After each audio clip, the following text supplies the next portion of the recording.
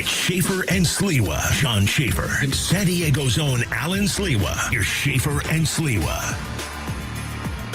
Southern California, what's going on? What is going on? Hour one, Alan. Hour one. We're only going to be here for 3 hours, so soak this all in. What a beautiful day. What a beautiful day outside. We've reached the point of the year. What is the point of the year? Here's the point of the year in which we've reached. Tell me I'm wrong. It's now officially like hot. It was hot as hell today. It was hot as hell today. Like, it's hot. Sometimes it's like San Diego hot. It's like, it's nice. I mean, it's always so nice. But this has more of that like East Coast, little humid. Brent's looking at me like I got 4 heads. I just did that. It wasn't this hot where you were. It wasn't this hot. No, it was. Charleston was hotter. Oh yeah. Yes, I mean this isn't as hot as Charleston. It was more humid, but it's hot as hell outside. That's what I'm saying. A little warm outside. And we got this thing where, when we walk into here, it's kind of, we're not 100% sure what we're going to get. Sometimes you and I will walk in with sweaters. It could be snowing in here. When it's 107 outside, people are probably like, what the hell are these guys wearing? But sometimes it's cool in the studio. Sometimes it's cool in the studio. Other so that's kind of why we do it. Though. Hot as hell at times. I'm like, it's warm in here.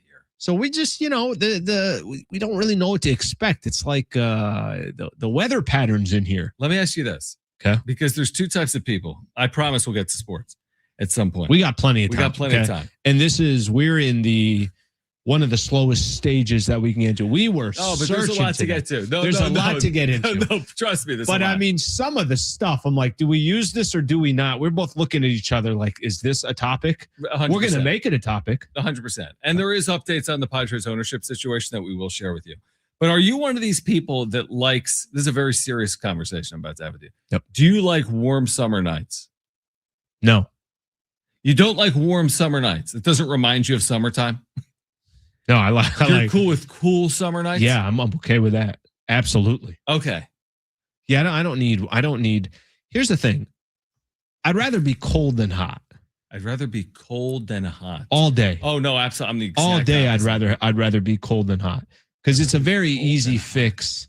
When you're hot, I just I can't really walk around outside. What's the fix? Throw a sweater on. Oh, yeah. You're fine. True. It's an easy fix. Never thought of that. You put it like that. I have a thing too. So I went out today. I went for a walk. I'll try to go get a walk in, right? Maybe 30 minutes, maybe 40. Just let me go get some fresh air. Just go get some fresh air in the heat. Oh, you gotta stay inside. I had a sweater on. No, you didn't. I swear I had a sweater on. Why? I have like I played basketball my whole life. I tell you that, right? Whenever I played pickup basketball, you looked the part. I always had. You look like you've never done anything athletic before. Yeah, you look like you've been playing basketball your whole life. Played basketball my whole life, okay? Mm-hmm. And by the way, thanks for profiling whether I could pick up a basketball or not. I've seen your shot here with the trash can. I can't play either. I'd always wear a sweater, and I would just sweat in the sweater. You'd wear a sweater playing pickup basketball?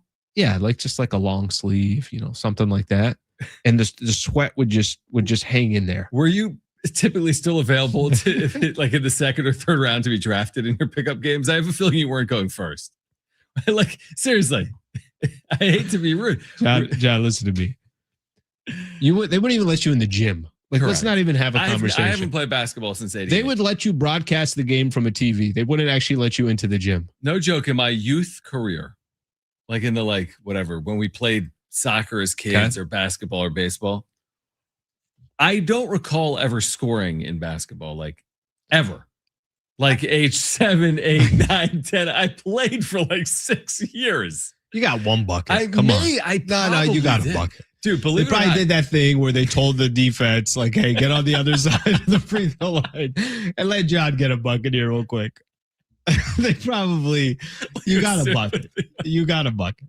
Everyone gets a bucket. It's not possible. I think it's actually illegal not to get a bucket. And there's a certain age where they let everyone have a bucket. I was the starting catcher on my high school baseball team, I think, for a year.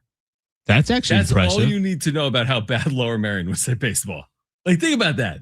I don't care. Starting catcher is still a starting catcher. No, but I'm saying that's how bad their team was. I get that. I know.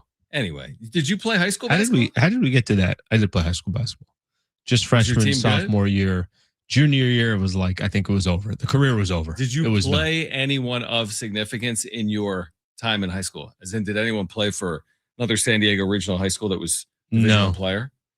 I think they're all predominantly football players. I never played football. Yeah. They're all predominantly football players. I think, like, literally, you got the Reggie Bushes and you got these dudes out of Helix and everything else. I'm like, no, we're nowhere near that. I have no idea how we got here.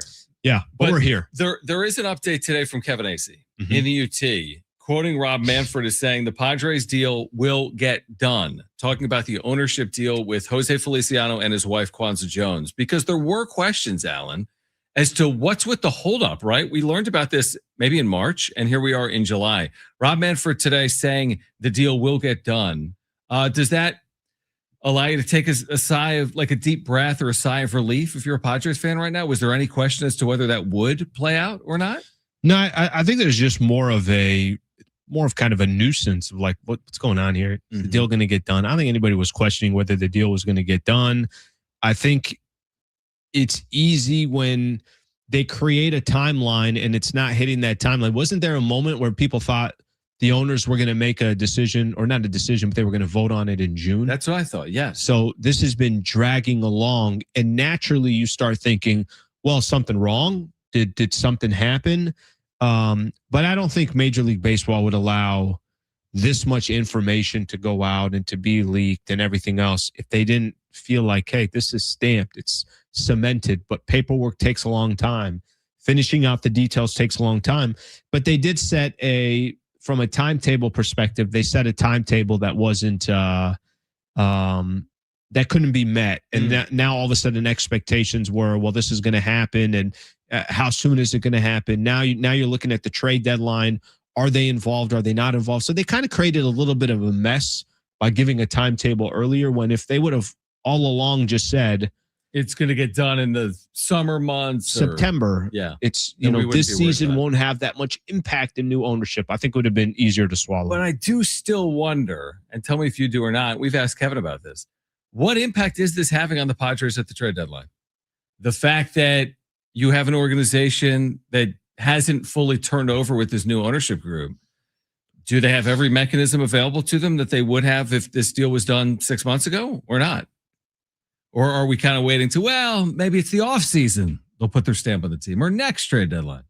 Yeah, I think I'm more interested of, what new ownership is going to do structurally. That too. Like, yeah. I'm more interested because if they're giving the green light and saying, hey, AJ, go be as aggressive as you want. I don't know if AJ Preller, I'd like to see some infrastructure from new ownership that has a little bit more guardrails, that is thinking a little bit more long-term. Sure. And I don't know if we're going to get that before this trade deadline. I don't think we're going to have an idea of who they are, what their identity is, their belief, how they think they can win in San Diego. I don't think that's happening that early. Definitely not happening that early, especially if the vote's going to be in August. Then you're probably not getting, obviously they're not going to be a part of the trade deadline. How much is happening behind the scenes? I think out of a courtesy, I'm sure John Seidler and the rest of the Seidler family is saying, hey, here's what we're thinking. Here's why we're thinking.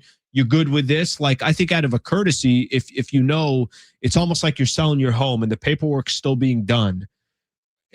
Are you going to take down the fence and do all this other stuff when you got a new ownership coming, unless you talk to the new ownership coming? I think there's got to be a common courtesy there. So then is that a good look at is that a good look at what the Padres might be considering in 2 weeks? As in, you just sold your home, and when you consider the new owner, you can't rock the entire boat because you just sold your home. As in, are they going to be as aggressive as normal? Would they sell? I think off they would be as more much as they would? conservative. No, I think they'd be more conservative. That's what I think. I think too. I think they would do less to rock the boat. We're trying to get the sale done. The numbers have already been agreed upon. Let's make sure we make this a smooth transaction, rather than, you traded jerky. Hey, we just traded away Mason Miller's gone. So is that what's best for the organization, though? The slow and steady? Maybe they should be more prudent and conservative in this time. Maybe they shouldn't consider trading Mason Miller right now. Maybe they should wait for the next ownership group. Yeah, I think it's fair to say, let me ask you this. Just what kind of ownership, and you don't even have to, this doesn't have to even apply to the new ownership group that's coming in. Okay. What kind of ownership would you like to have running the San Diego Padres? You and I have different feelings on this. Okay. Right? Because you say it first. Are you going further with I want to see stable, well-run, prudent, slow and steady wins the race. What else would you put in there for your ownership group? Definitely thinking long term, definitely trying to become one of those teams again that has one of the stronger farm systems, definitely trying to develop my own players and turn them into players that can be a part of the franchise for X amount of years. When I feel like I can get a franchise player that makes sense, I'm aggressive to try to go get that franchise player. I don't think AJ Preller, and again, it's different because the situation that the Padres were in with Peter Seidler is a completely different and unique, very, very unique predicament and situation for the Padres. But there's a lot of gambling that was in there, a ton of gambling. Sure. I'm not naturally a big gambler. So I think I naturally go to give me an ownership group that is building something long-term. Maybe it's not the sexiest thing, but they're going to be in the mix. And as long as they're in the mix, that increases their chances of trying to win a World Series. I think that way of doing it is probably best, but I like Vegas more than Reno. It's brighter. Like I do like, you're right. Like, what is the way to actually build something that has long-term viability is probably your way. I've personally liked the last decade of the throw caution at the, I don't even know what the saying is, but like, hey, if they're going to be in on Tarek Skubal as their first offseason as owners, I'm cool with that because I think that conversation is one that plays to a fan base. That's different. And is sexy. I think that's different. Is it? Because Skubal is going to, you're going to be paying for Skubal even, like it's not all going to be perfect. If you go sign Skubal to a $300 million deal, might be paying for right now. It's expensive later. I'll tell you, I know we got to go to break. I'll tell you why that's different. Because you got to give me, if you give me specific players, we can have the conversation about it. But we do that coming up next. All right, we'll do that on the other side here until 6 p.m. Reaction to last night's home run derby. I went into it thinking I'm not watching the home run derby. I was glued, absolutely glued. It was great theater last night in Philadelphia. Just underway. Stay with us. We'll tell you about our giveaway here today as well. We've got a 4-pack of tickets to see ZZ Top. We'll tell you how to win those tickets coming up on Schaeffer and Sliwa, San Diego Sports 760 and live on the iHeartRadio app.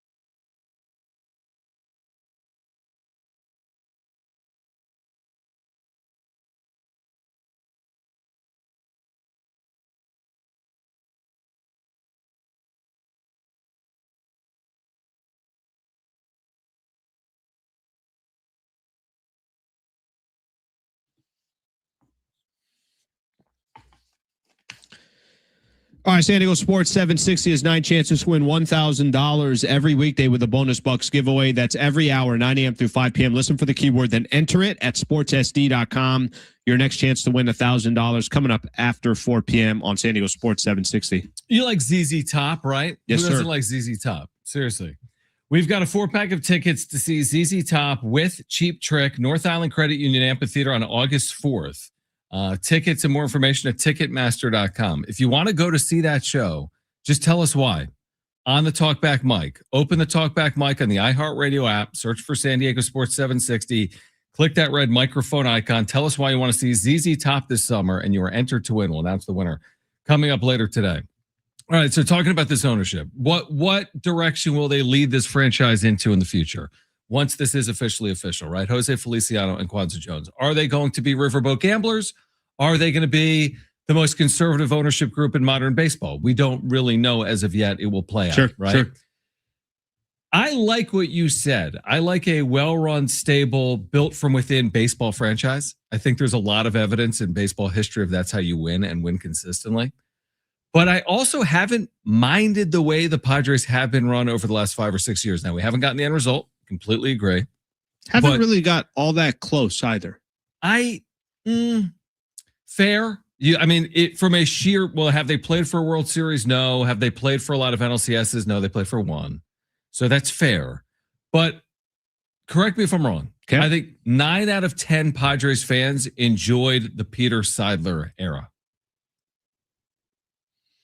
Thoroughly. Yeah, I don't know if I'm not even sure of one that maybe didn't. Okay. So what were the hallmarks of the era? Spending, free agency, riverboat gambling, trade deadline acquisitions. Yeah, but I think there's some details in there that are fair to. There's a couple of significant moments that will hurt the Padres for years. Completely and I think agree. Even at that time when it was happening, there are a lot of people like, you sure about this one? But they still enjoyed Peter Seidler's tenure as the owner. Yes. And the reason why I paused at the 9 out of 10, because I don't think there's a San Diegan that didn't enjoy. I agree. I was going light. I was just saying, hey, would you agree that the overwhelming majority of people enjoyed the tenure? Now, we didn't get the desired result. Mm-hmm. And you're right. Well, but it has handicapped them moving forward. But I also don't think Seidler obviously ever had the full opportunity to see anything through. Well, he didn't, obviously. And I think so that leaves this just wild unknown 100%. That we'll never know. But hear me out. If Jose Feliciano's next 3 years were reminiscent of Peter Seidler's primary 3 years as owner, which would include, a Xander Bogaerts type swing, a Manny Machado type extension. Again, different. I'm just saying the next version of this. That would be maybe Tarek Skubal, right? A $300 million pitcher and extending, I'm making this up, Mason Miller for whatever reason for a 5-year deal at $125 million. Would that be appreciated? Like, I think by and large it would be. It doesn't mean it's right. It doesn't mean it would pay off. But I'm saying that type of, I don't know, throw caution to the wind ownership, I would understand. So let me, I don't think it's fair to ask you this question because I think most San Diegans would agree with it. I don't think it's fair for me to say, well, do you like this because you cover the San Diego Padres and it's really, really good for what we do on a day-to-day basis and it's entertaining? But I don't think I need to because I think Padre fans would tell you that, hey, we just finally had a freaking owner that cared and was willing to do anything possible in order to win. Mm-hmm. And if some of those risks were very, very reckless decisions, he still would take the chance and make those decisions. My issue is, here's what I'd like from new ownership. And let's use Peter Seidler as an example. Just because I have $300 million to spend, I shouldn't just spend it just to spend it. Xander Bogaerts was $280. Mm-hmm. Xander Bogaerts wasn't their first target. Nope. Or second. It was Aaron Judge, right? Yep, then Trey Turner. Was it Trey Turner after that? Then it was Xander. Mm-hmm. So what I would tell you is, I love that he was going for Aaron Judge. Trey Turner is an absolute stud at that time. Right. Now, Trey Turner, right. I'm sure there's a lot of times. Phillies, fans are saying to themselves, I wish that money didn't go to Trey Turner. But I just use those guys as examples. It's like, just because I have 300 grand, or 300 million, not every player is created equal. That would be one adjustment that I would say is a major adjustment from that Seidler era, where it was like, no, I'm not going to pay 280 for Xander. I'm better off going out and getting two guys for 100 million where I have more control, and maybe it's less years, whatever the case is, right? Just using that as an example. The other one, I think the Machado one that you mentioned, I think the Manny one, there's just no world for a player option, or there's no world for a team option in that deal. I think so. I think they shot themselves in the foot, even though they were swinging for the fences, like you were talking about. There needs to be more guardrails, because you're probably right. We're going to be sitting here for the next 7-8 years dealing with awful contracts. Correct. And by the way, we don't even know what the future of baseball looks like in terms of their next CBA might prohibit a lot of the might work to the benefit. It may work to the benefit. It may not. You might not see the type of deals that Peter Seidler was handing out, because there might actually be a salary cap in the sport. I'm just saying, if me personally given the option, I'd love to hear from Padres fans. We would. 877-767-4760. Do you want the slow and steady wins the race, build from within, have a slew of prospects that reach the major league levels and win, which is like the 1990s New York Yankees that they also supplemented with free agency? Or do you want to see this free spending, free wielding general manager that we've seen over the last 5 or 6 years as well? Like, I do think there's intrigue both ways. And I think there needs to be a balance. I think if there's a free, let's use Schoolboy as an example, right? If that's the player that you went after, here is this ace that could be the backbone of your franchise for the next 6 years, something along those lines. I can be sold on that. Right? Like that makes sense. Sure.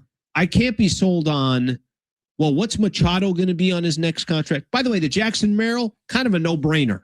To do the deal. Yes. Of course. Yeah. I agree. The Tatis, kind of a no-brainer to do the deal. So it's not like every big deal they've thrown out there is this, oh my gosh, this is an awful decision. Yeah. But I think the ones when they were being signed at that time, people were like, you sure about that? At that time, what were the Boston Red Sox offering Xander Bogaerts? I think it was half. I mean, come on. Like, it was half. There's the common sense element of it. I don't want to make it sound like I'm just saying, just go shop at the 99-cent store, and whatever you can get there is all you're getting. But what I'm saying is, you also have to play to the market that you're in. And I think, let's not pretend that the San Diego Padres are the Yankees or the Red Sox or one of these other franchises where money is flowing with these TV deals and everything else. We don't even have a TV deal. So what I'm saying is, there should be a combination of the two. And I think it was swayed one way, and I think it will probably swing back a little bit to balance that out. I agree. Although I would love to have seen Aaron Judge over the last handful of years in a Padres uniform. They tried. I know they tried. They offered him more than he signed for with the Yankees. Consider that. They offered him more than he signed for with the Yankees. And there's nothing you could do there. No. And Aaron Judge was going to be worth whatever contract. Do you think the Padres should have? Do you think they should have gone after Juan Soto? I don't. No, probably not. Do you think they should have gone after Dylan Cease? I don't. No, probably not. So I think there's there's a middle ground. And I think they've maxed out, and even if they wanted to, they probably weren't going to get those opportunities. Now, Seidler was around. Maybe we're wrong on here. Maybe Juan Soto would have had an opportunity to be a San Diego Padre. We'll never know. All right, on the other side, what a night last night in Philadelphia before the All-Star Game is tonight in Philadelphia. We'll talk about the theatrics of the Major League Home Run Derby.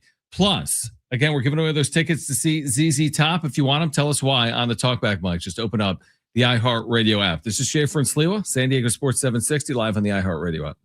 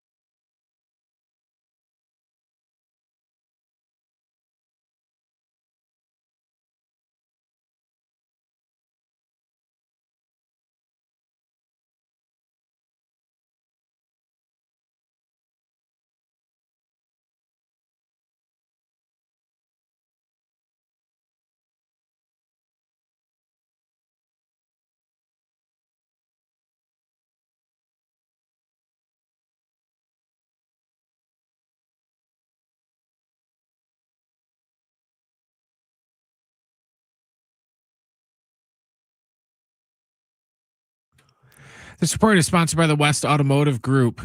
The Padres are off until Friday due to the All-Star break. They'll start a weekend series at Kansas City on Friday. The All-Star Game is tonight at 5 o'clock on Fox, and we got one final from earlier in the World Cup. Spain defeated France 2-0. You can hear tomorrow's semifinal game right here on San Diego Sports 760 beginning at 11:30. West Automotive Group knows your time is valuable. That's why they make it easy to get your vehicle serviced or repaired with shuttle rides to and from your work or home and low-cost rental vehicles. Book an appointment today at westautomotivegroup.com. All right, we have new reporting right now on this Padres ownership saga that we've been talking about for the last 30 minutes. Schaeffer and Sliwa with you. Saga. Interesting. I think it's a little bit of a saga. I didn't necessarily realize this until today. Only 30% of an MLB club can be owned by private equity. Okay. So some of this is about making sure the money is coming in properly, so to speak. Okay. With that being said, Dennis Lin now reporting in The Athletic that the proposed group under Jose Feliciano and Kwanzaa Jones would also likely include former Lakers executives, Joey and Jesse Buss. Not Jeannie, but Joey and Jesse Buss are expected to be part of this group once it is finalized after the trade deadline. The expectation is it will be after the August 3rd trade deadline. What do you make of that? That's an interesting wrinkle there. Well, listen, you just saw there's some kind of weird dynamics here between LA and San Diego when it comes to this Padres sale. And even before then, right? The Seidler family. The Peter Seidler and what was the tie to Los Angeles? His O'Malley family? Yeah, right, exactly. He was the grandson of the former Dodgers owner. And then now you got, if I'm right, Feliciano also part of Chelsea, and one of the big investors there is also part of the Dodgers ownership. Correct. And his private equity is run out of LA. And now you have Jesse and Joey Buss, who, remember when that sale went down with Mark Walter and the Guggenheim Group? Right. They were fired in their position. And this was a disconnect with Jeannie? There was a big story that came out, and they had quotes out there that was basically like Jeannie Buss saved herself, and the rest of the rest of the family was put to the side. Well, I don't know the exact amount that they got, but I know that the brothers and the sisters, the family, the Buss family, I want to say had 66% ownership of the Lakers. That's amazing. Well, if you sell for $10 billion, that valuation, whatever, basically each one of these siblings are walking away with $1 billion. So are they saying to themselves, well, let's get back into an ownership group. This is our opportunity to do it. Who knows if there's any connection there between Feliciano and the Buss family, whatever that connection is, I have no idea. Mm-hmm. But there's a lot of ties here that are kind of fascinating. I don't know how much minority owners are going to have an impact. I have no idea. I will say that I think arguably the greatest owner in the history of sports, I really do believe this, is Dr. Jerry Buss. Well, he wanted that Laker legacy to stay within the family. It didn't take very long for that to obviously go away, and that's going to be the change. So what happens from here and the impact that has, I have no idea. I have no idea. All I know is those two through the Laker. But it's interesting you just said that, because if you go back not that long, Peter Seidler at one point was quoted as saying, this team will be in the Seidler name for generations, right? He literally said that. Now here we are just a couple years later, and John Seidler selling away at least the majority ownership to this group led by Jose Feliciano and Kwanzaa Jones. We just had an interesting conversation off air about, and I agree with you, I just want them to get the group right. They could own whatever. All I want is them to have the right group that positions this team to win. It doesn't matter to me anything. Yeah. I don't care if the person was born in the back of a truck in downtown San Diego or is Chinese. Whatever group emerges that positions the Padres for the best possible success long-term is what I want. And if that's with former Laker executives and Buss family members or people involved in PE in LA, I don't mind as long as it's right. Which or Drew Brees or whatever. Like, right? All these different names that we right, but I don't know how long we're going to know until we know it's right or not. Yeah, I think that, there is something, I think, in San Diego that there's a little bit of like, what was the owner that was from San Diego that ended up not being a part of it and now is trying to make a bid for Dan Friedkin, an NHL team? Correct. Dan Friedkin. What market was that? That's NHL the team? NHL team that would Houston be an expansion team in like either that? Houston or Austin. Yeah, one of the NHL is now like exclusively negotiating with. So we'll just keep, kicking the can down the road on projects like Midway Rising so that every time one of these top 4 major league teams or major leagues looks to expand, we're not prepared for it. So other cities can do it. But I think there's a little bit of like a San Diego pride of, it's like, you want it to be a San Diegan. I get that. You want it, you want it to, and I think I fell into that for a while. And I think more recently, I spent a lot of my career so far up in Los Angeles. And one thing I can tell you, if I'm going to learn anything from Los Angeles, they don't give, nor do they don't have a flying, what, nor do they care where any of these owners are from. They're just like, you trying to win or are you not trying to win? Do you think they care whether Stan Kroenke was born and raised in Los Angeles? Do you think they care Mark Walter, who was, I think from Chicago, or at least where, most of his business came from? You think these people care where the hell they came from? Or are they just saying to themselves, are you putting together a winner or are you not? That's all we should care about too. If we want to compete, and unfortunately right now, we just got one of the major 4. Or if you want to add MLS into it, we got two of the major 5, right?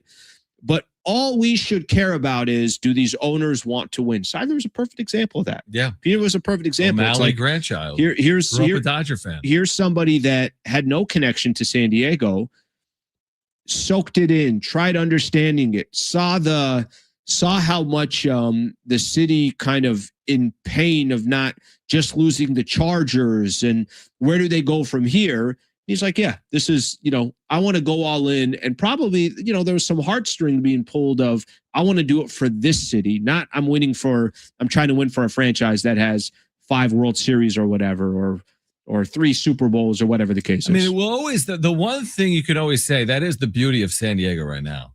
The one thing about winning in San Diego is nobody's ever done it. So you're remembered for forever.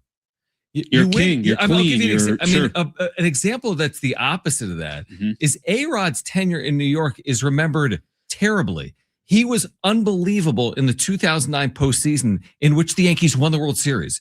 Yet his tenure is remembered as a mess, an underwhelming period of time in New York. They won a World Series. They've had 26 others before he won that World Series with them. Whoever it is here, and there are some revered players in the history of this franchise. Look no further than Tony, of course, and Trevor, and there are others. Yeah. And there's been good ownership groups, and Peter Seidler will be remembered fondly for a very long time. But I'm telling you, whomever wins it actually does it. Done. Everything changes. I've always said this, and I genuinely do believe it. I give you some examples. It's like Milwaukee winning one with the Bucks, right? Or Giannis winning one with the Bucks, 2019 or whatever it was. Yeah, Kawhi winning one with the Raptors.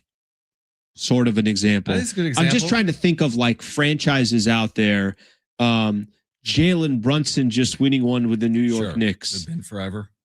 You become legendary status because they're not reeling one off once every 10 years. And I think in this city, it goes even deeper than that, because you also don't have, this team hasn't won a championship, but that franchise has. No, there's 0. Put the totals together. You don't have to get very far. So whatever group that's part of that, whatever team is part of that, whatever ownership is part of that, whatever players would be a part of that, obviously they become legends in the city. I mean, Theo Epstein, right? The general manager, president of baseball operations, that did it with not just Boston, but also Chicago. Phenomenal example. And even, like, of course, when Boston won a World Series, most people were like, they've never won a World Series. Now, it was literally like 100 years, curses and everything. Yeah. And they win it. You're like, oh my gosh, this is the team that will be remembered for forever. Then you fast forward the Cubs with Theo Epstein again. This is the team that's going to be remembered for forever. Indiana Hoosiers football. remembered for. Who would have ever thought we'd see that in our lifetimes? I always thought maybe Theo Epstein eventually, quote unquote, comes home. Yeah. Right. He interned here, whatever, and did it in San Diego. But it is an interesting conversation, and we'll have more on it on the other side because John Seidler has released a statement about the impending sale of the San Diego Padres and its impact on the upcoming trade deadline. You will hear what John Seidler had to say coming up next. We're here until 6 p.m. This is Schaeffer and Sliwa, San Diego Sports 760. We're live on the iHeartRadio app.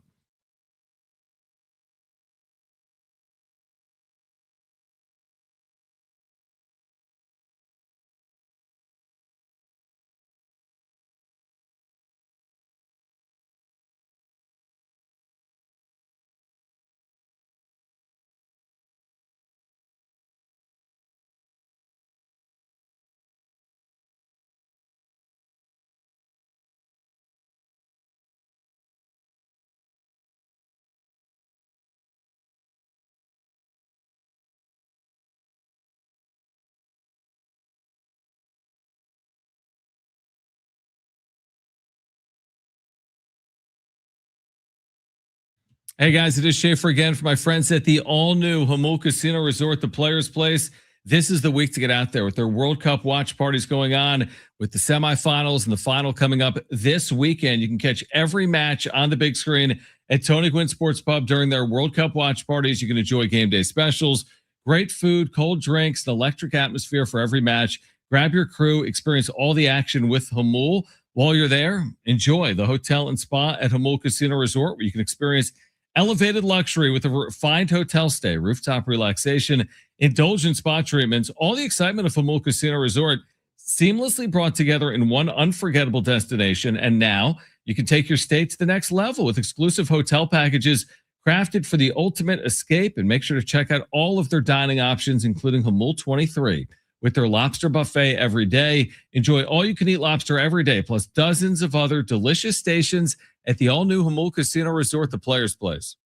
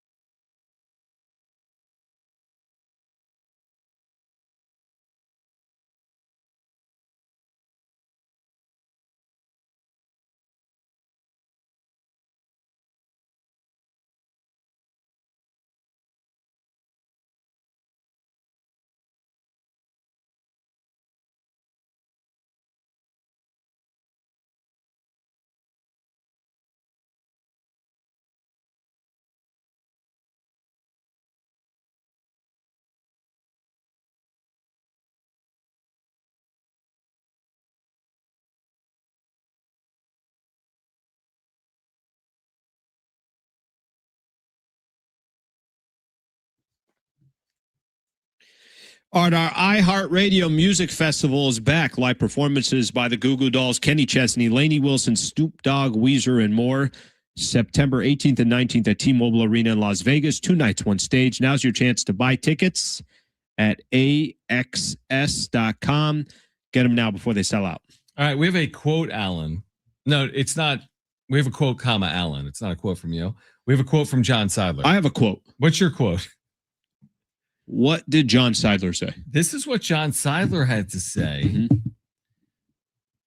Why can't I find it? Well, I want the full quote. Okay. So stand by give me 4 seconds. If you're listening here, just if you can give Schaeffer about 3 or 4 minutes, and we will get that at 3:48. Here it is.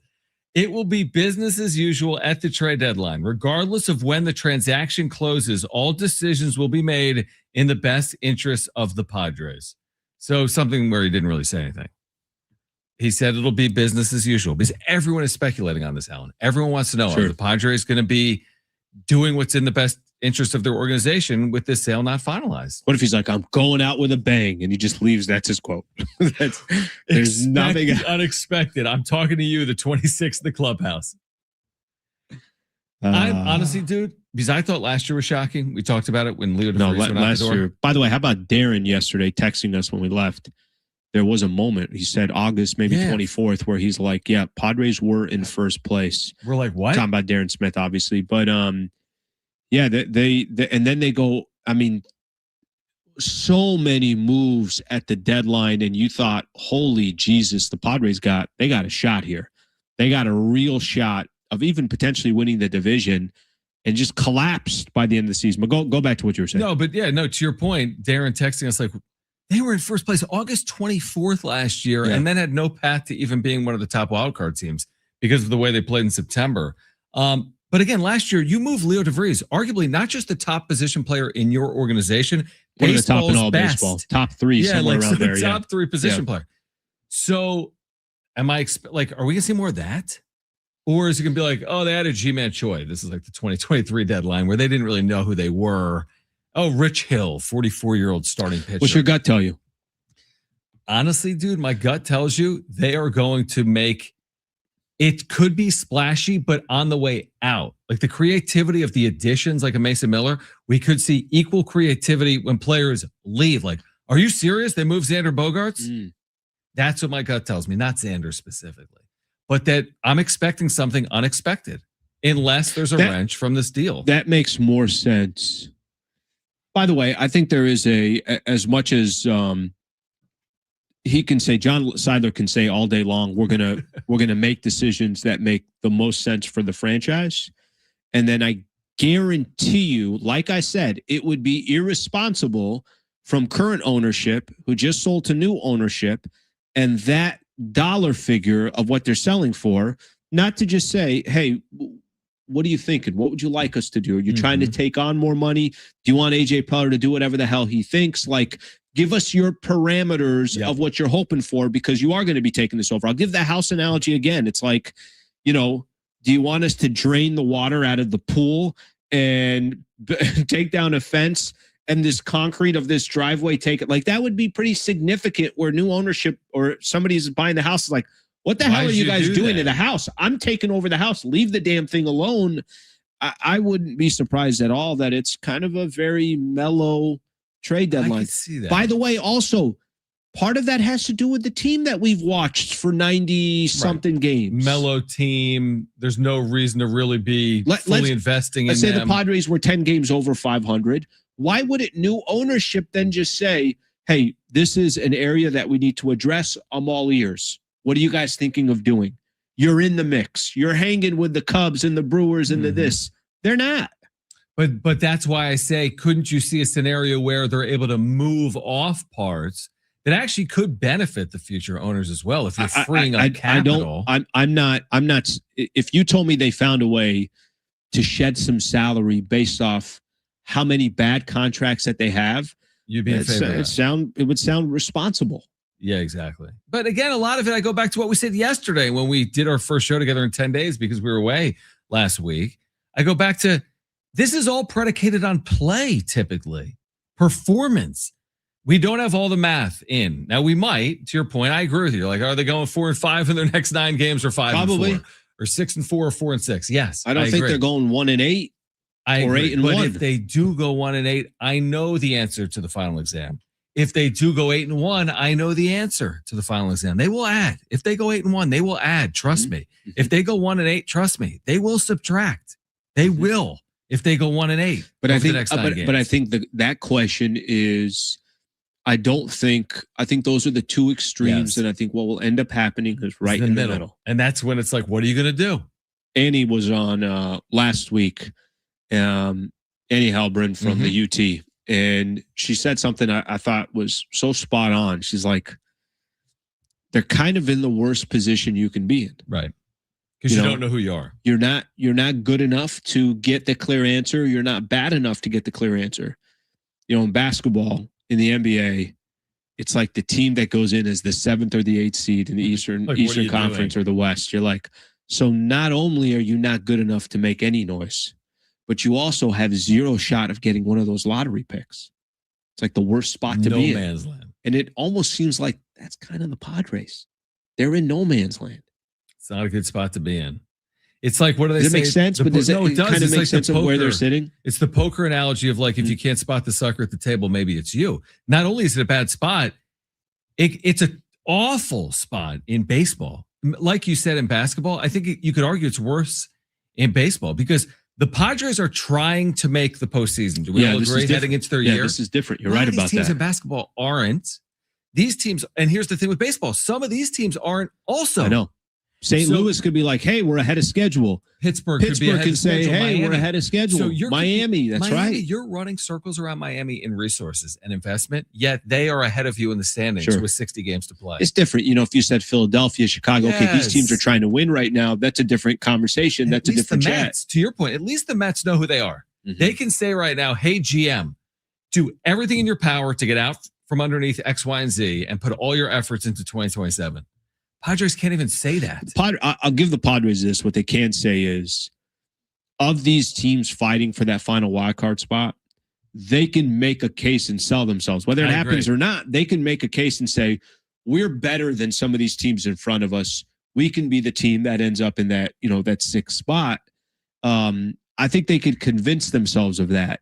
And it may very well not play out that way. Or it may play out that way. They may get a little healthier, and they at the trade deadline they shore up a couple of pieces, and they don't have to make some big splashy move like Mason Miller or Juan Soto, and they could find themselves a month from now positioned in that wild card spot, and then that conversation will shift from there, and probably new ownership by then. How much attention would be on AJ Preller if he made significant additions like he's done before and parted ways with significant pieces from his farm, and they were still on the outside looking in?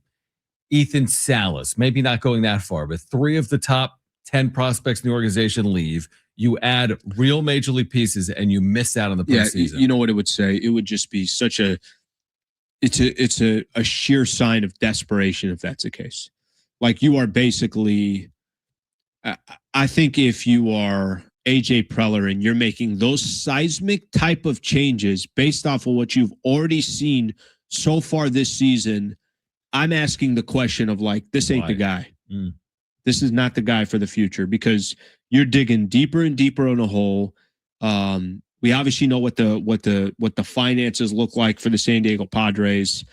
I think that would be a really, really, really, it would just show so much desperation for the franchise. That can't be a good look for AJ Preller. Last year, I don't know what I said when Leo DeVries was traded. I remember saying in real time, I liked the trade for Mason Miller.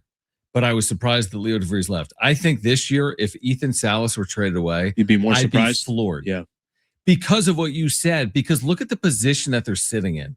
They're not positioned to give away that type of future asset for who should do that? Now. You know who should do that? These teams are trying to win the World Series. The Milwaukee Brewers should do that. Exactly, because they've never won in recent history, they're not. And they're a good team. Right. They're always good, but they're never over the, and I'm just using that as an example, but if the Brewers did that, I get it. If Atlanta did that, I get, like, I'm just naming off teams that are in the mix here. If Tampa did that, I get it. Yep. Not the San Diego Padres. And if the Padres were in their position, that's a different conversation. They're not. That's a good point. All right, we'll get to the wrap coming up. On the other side, a lot to react to. The latest on LeBron. Every day there's a new story with LeBron. You'll hear from Shams on LeBron, the latest in his free agent saga. Updates on this Padres ownership situation. So much on LeBron. Well. This is, it's getting so good. It is kind of not getting great. This is so good. Remember yesterday with the voice notes? Oh, yeah.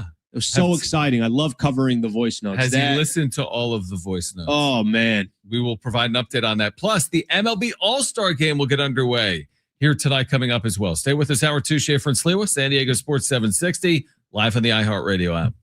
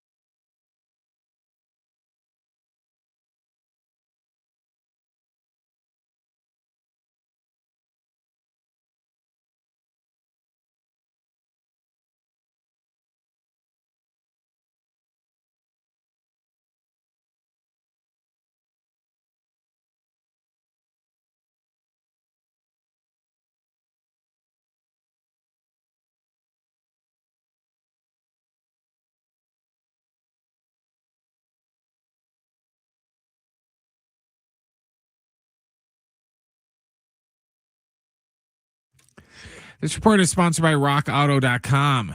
The Padres are off till Friday due to the All-Star Game, which is tonight at 5 o'clock. They will start a weekend set on Friday at Kansas City. World Cup, we got one final from earlier. Spain defeated France at 2-0. You can hear tomorrow's semifinal game right here on San Diego Sports 760 beginning at 11:30. A failed struck can turn any drive into a rough ride. When it's time for repairs, Rock Auto makes finding the right part easy. Shop name brands at lower prices and have parts shipped directly to your door. All the parts your car will ever need, Rock Auto.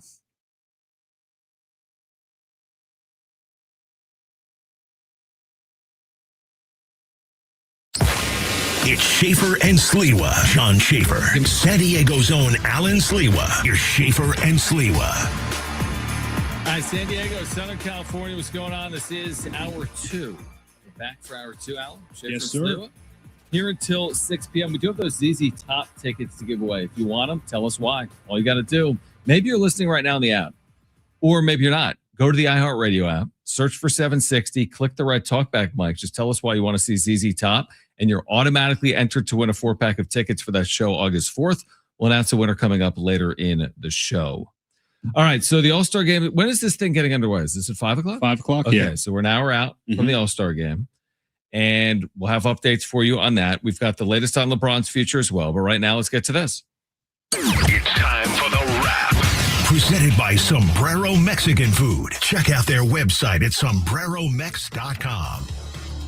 How shocked are you guys that France is out of the World Cup? France out.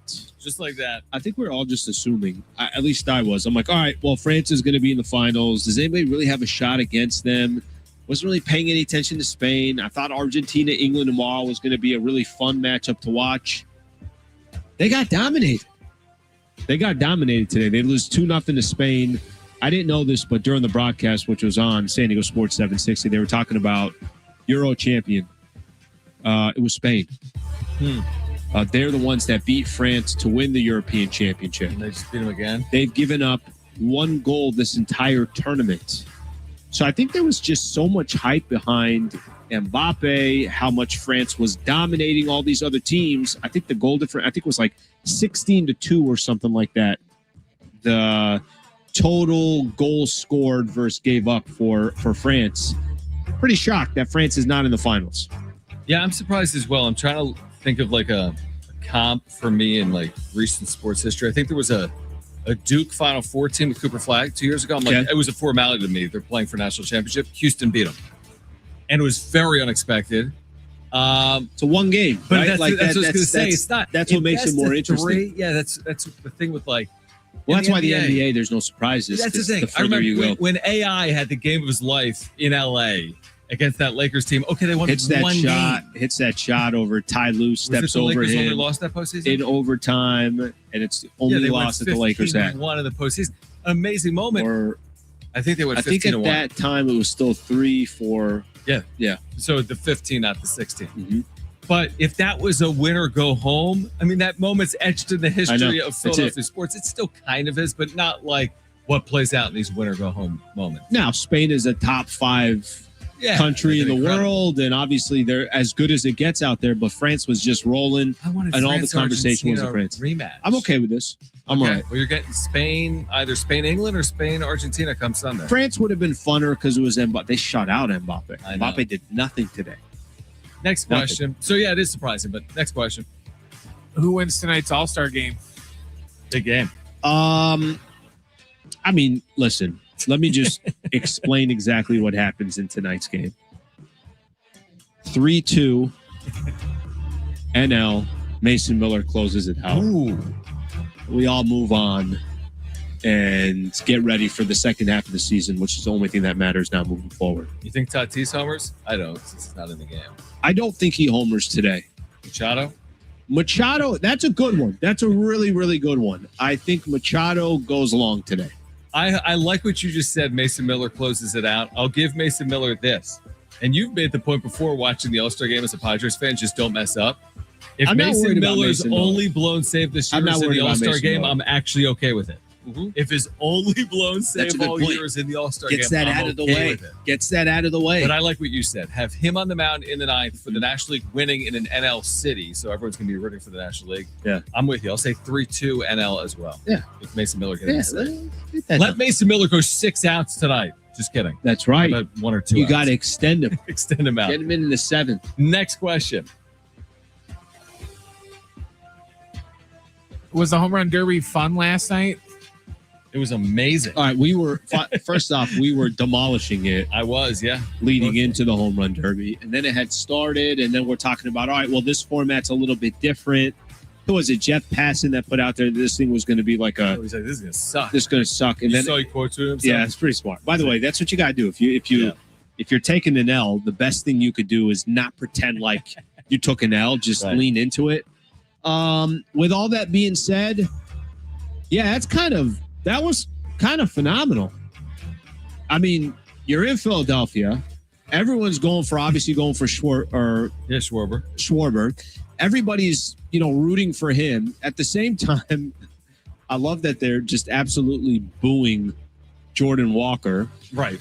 And he ends up winning the whole thing. And he had to hit 6 home runs in a row To do it. in order to do it. That was actually, I don't think you're going to find that's as good of a home run derby as you're going to get. You got a hometown guy on one side, and you got another dude back against the wall. Everybody assuming Schwarber's going to win the entire thing. And Jordan Walker had 6 home runs in a row as a walk-off, and they keep panning into his mom and his dad, the only St. Louis fans that you see in the stands. That's kind of as good as it gets. It was great television, good theater, and I thought once Schwarber hit 11, there were only 15 swings. Now, the last swing you can go until you don't homer. But 11's a massive number out of 15 swings. In that final round. And Jordan Walker did not start great. He was sitting in that 5-6 range with 4 or 5 swings remaining. So you're like, well, this is Schwarber's. And to your point, to literally walk off in a home run derby was really good television. We have it? Oh, Audio? we do have the audio, don't we? Brent, do you have that or no? Yeah, but not with this track in the background. We don't. But right. we can play it coming up. Final question. Will LeBron make his decision this week? No, of course not. I got nothing left. Will he ever make his decision? Yeah, nothing left. It's the most annoying story in sports right now. You don't think he makes the decision this week? We still have days. Why would I? He's going to wait till like summer league is done. He doesn't want the Dallas-Memphis game. Was a good game. He doesn't want that upending his decision. Bro, I just saw a tweet maybe 10, 15 minutes ago about the Indiana Pacers might be in the mix. I'm like, what are we doing here? How many teams are we going to have in the mix here? Well, how about this? Seriously, I just Googled LeBron and Fanatics Fest. Uh-huh. This big event in New York City where last year KD, just by happenstance, found out he was traded on stage at a panel. Okay, is that any of that like coordinated or? That I don't believe was, but it became a viral moment because he literally did find out on stage because he was on stage speaking and someone said, "You've been traded." And it was a viral moment. LeBron James this year will appear. This is this massive company. I mean, Fanatics pays these athletes so much money, right? They own Topps now, this massive organization. That's your world right there. It is collectibles, cards, right? He is appearing for 2 days at Fanatics Fest. Thursday, July 16th, aka in 2 days, and Friday, July 17th. So you think it goes into that? I think it plays out of Fanatics Fest. I really do. That actually makes a lot of sense. Ridiculous for them. And the attention in I New York City. also see LeBron just like, let me just have even more anticipation and people asking and John saying it's going to happen on these 2 days. And he's like, Rich Paul, let's wait till next week, man.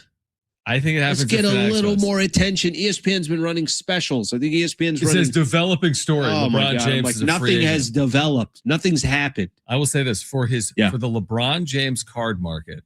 He goes to Cleveland. His card market will skyrocket for everyone trying to get his Cleveland cards from stint 1 and stint 2. Is that how that works? Oh my gosh. They'll absolutely take off. But why wouldn't they already want his Cleveland cards? I guess they so. do.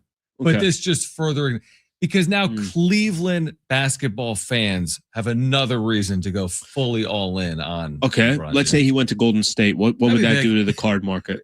No matter when a player is traded, normally you get that spike because there's attention. It's all about attention, basically. And it is LeBron James, to your point. I think he goes to Philadelphia. There'll be a spike. Or I keep hearing these, and we'll play them a little bit, Yeah. at some point. But I keep hearing these different. Here's the latest on LeBron. Yeah. And by the time they're done talking, I'm like, so there's nothing new on LeBron. We have some of that, right? Nothing new on LeBron. Well, we have the latest that we'll share with you in a few minutes. I want to hear how the home run derby ended. Yeah, let's hear that. Okay, so the home run derby last night in Philadelphia, everyone booing Jordan Walker. They didn't even know who he was heading into the event, but they're booing him crazily last night in Philly. This is how it ended. Jordan Walker can upend the whole thing as one of the longest shots on the board with a home run right here. He's not afraid. Is that enough? Jordan Walker wins it! Come on, baby! Yeah! Come on! How about that? Pretty badass moment. That much excitement in baseball. That's what I'm saying. Like, that was, you don't have to be a home run derby fan. I mean, Brent, I don't know how much you watch or anything else. That's kind of that's as dramatic as you could be for a home run derby. When the worst piece of negative publicity out of your event is Will Ferrell doing commentary, the commentators. then you did good. Yeah, you did a pretty Well, decent Matt job. Vescursion, who was on the call there and used to call Padres games, he is A+. Oh, yeah. He can do any event. It's incredible. The Netflix element to it, and I didn't see all of it because we were on the air for the first hour, and then I was obviously driving in my car until later in the show. I would give it fine remarks because I think Matt Vescursion, the actual event was well done. All the hoopla and entertainment, that's not my cup of tea, but that's their expertise. And it's exhibition. And Exactly. the game doesn't count. It's not World Series Game 5. Every time I hear people talk about, the NBA All-Star Game, they got to change it in this. I'm like, why did people spend 60% of their energy on the NBA trying to fix the All-Star Game? So true. That doesn't mean anything. Right. That's a good point. It's fine. Did It's you an see exhibition game. You guys saw they have the Field of Dreams game in August, the Iowa Cornfield game. I'd forgotten this. They were marking it. Who's playing in it? Philadelphia, Minnesota, Phillies Twins for whatever, but it's unique. Hey, here's a Major League game in a cornfield. How will Netflix put that on display? I think it'll probably be pretty good. I wonder if what did we say about the NBA Cup? Isn't it in, where did we say the Cup game is going to be? They moved it to Hinkle Fieldhouse in Indianapolis. Wonder if there's just like a little bit of, hey, let's take a piece of this, forget ticket sales. This is good for TV. Right. This is good for the broadcast. It's good for the look. And I think that matches it as well. I think that we've seen enough Netflix sporting events now between fights and NFL and baseball to know what to expect. We know that it's going to be the sporting event added on with whatever show they're trying to promote. Sure. Whatever they're pushing. Yeah. Whether it's, they're just going to randomly, hey, look, there's WWE superstar so-and-so in the crowd to promote Raw, or there's the cast of Stranger Things, or, they've showed their hand. So, when they do the Field of Dream game, whatever show they have to promote, we're going to have to put up with it on the side. They were promoting the NFL already. I remember it was just kind of funny. Like there'll be a Laker game on Spectrum, and they'll have like two actors. I don't even know who they are. Right. But it's somebody who bought ads to promote whatever show they were doing. Yeah.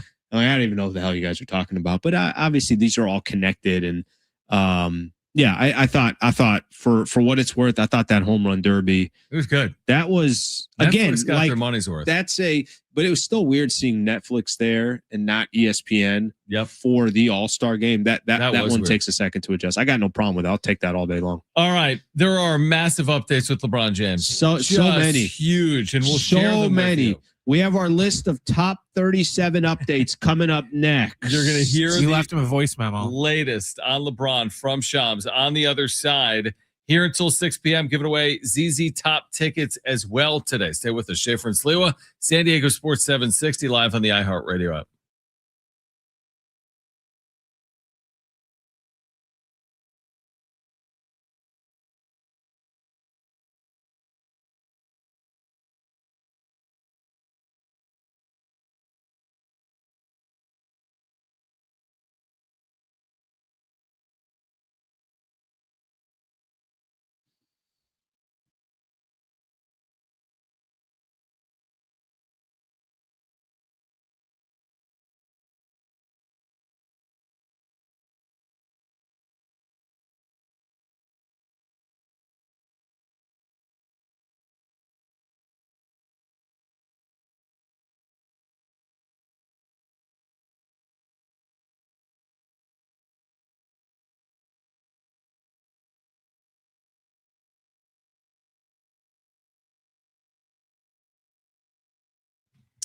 DraftKings is live in all 50 states. Yes, that means you, California. The Cup is down to its final matches. One trophy, one champion. DraftKings has you covered for every single one. The DraftKings app is now live in California, so whether you're catching the early kickoff before work or the late match at the bar, you're in on every minute, every match, every moment, all in one app. Right here in California, the world's biggest stage is in the palm of your hand. New DraftKings customers, sign up with the code SD760, spend $5 to get $200 in total rewards over 21 days. That's code SD760.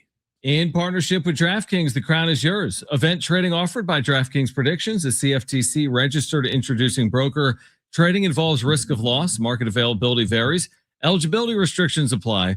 $50 every 7 days via click-to-claim issued in non-withdrawable predictions dollars that expire in 1 year. Ends July 19th. Terms dkng.co/predictions promo.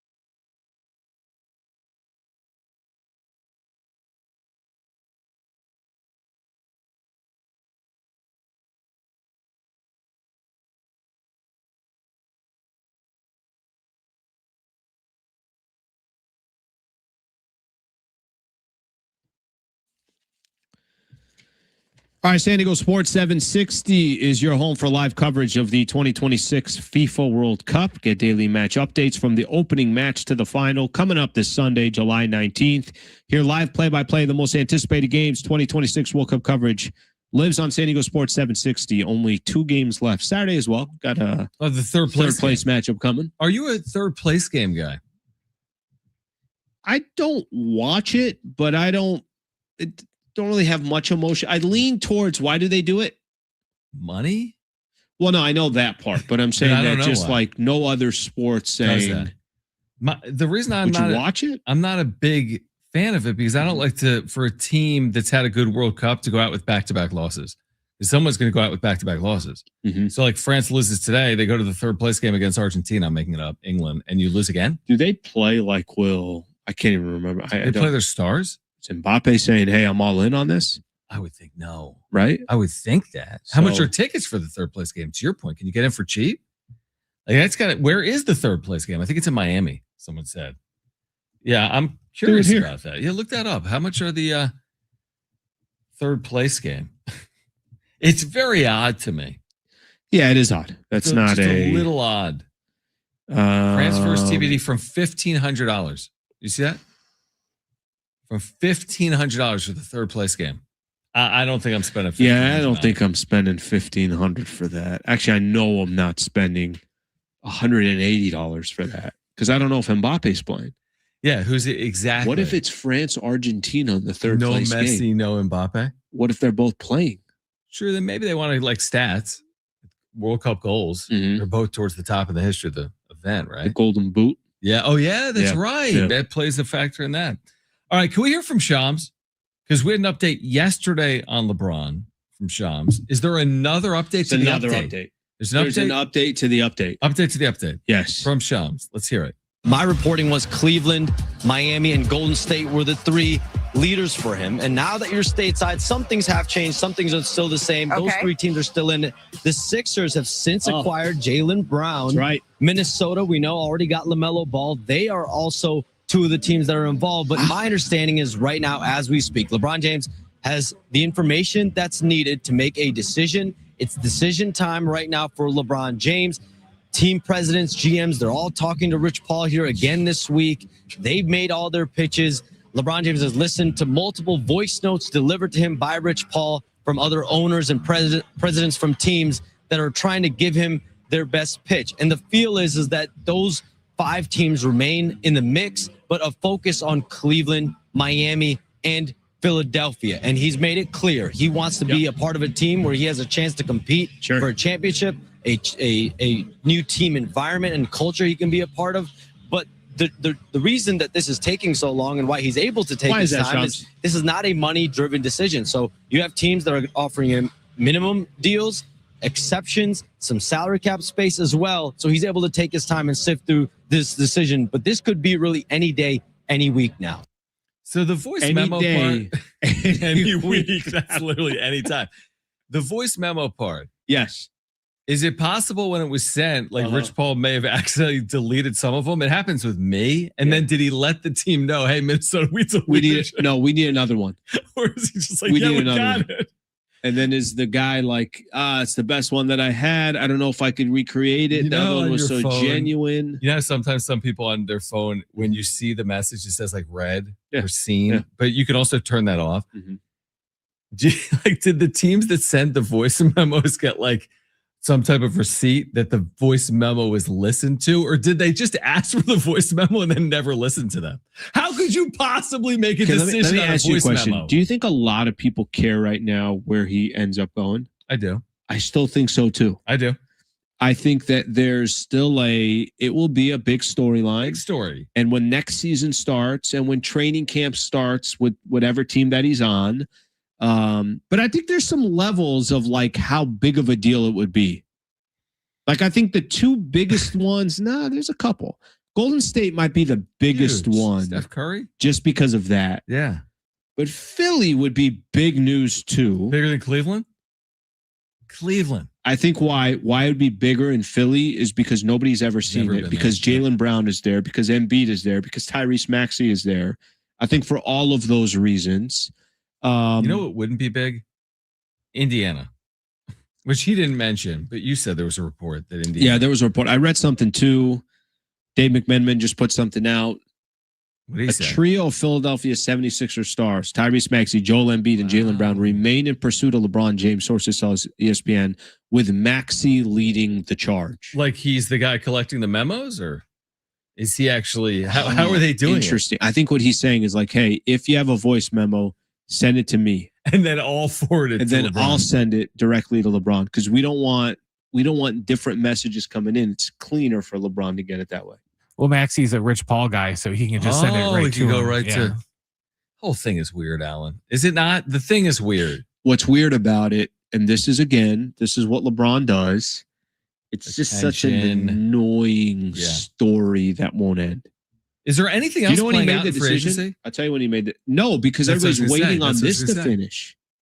Just like I'll give you an idea. Lakers there's been rumors around them and Jonathan Kuminga, but I think they're waiting until this gets done for some of these other things to get done. Yeah, I think teams are waiting to see where LeBron goes, because if they lose out on him, then they'll go, oh, hey, DeMar DeRozan, hi, you're still there, and they'll go sign him, but they want to wait and see 100%. What he does. Yeah. Well, listen, I say Fanatics Fest. I hope we get another 6 weeks out of it. It's like the groundhog. I don't even mention it anymore to talk about. Okay, I'll tell you something. Even I think more interesting every day on Hoops Talk with Alan Sliwa. That would be my headline every single day. Is to LeBron's decision question. I would mark. unsubscribe from me. What I think will be interesting, and I think they're starting to get a little bit more storylines about this. What if Bronny doesn't go anywhere?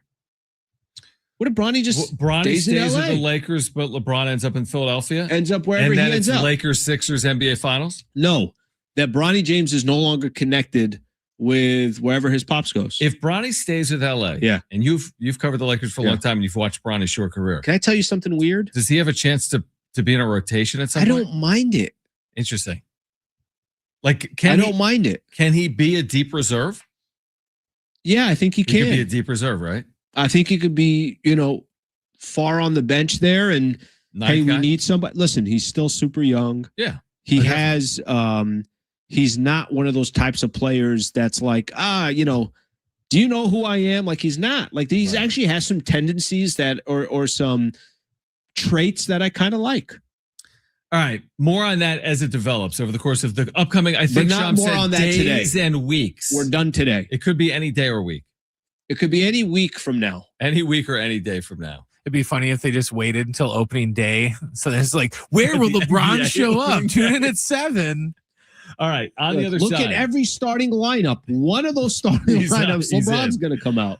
Do you want to see the World Cup expand again? We had a brief conversation on it yesterday, but we didn't really tackle. Compare it with some of the other sports. We didn't fully tackle it. So, do you want to see the World Cup expand? Plus, what are the owners and the players now arguing about when it comes to the next CBA in baseball? We'll get into that. All-Star Game coming up. This is Schaeffer and Sliwa, San Diego Sports 760 live on the iHeartRadio app.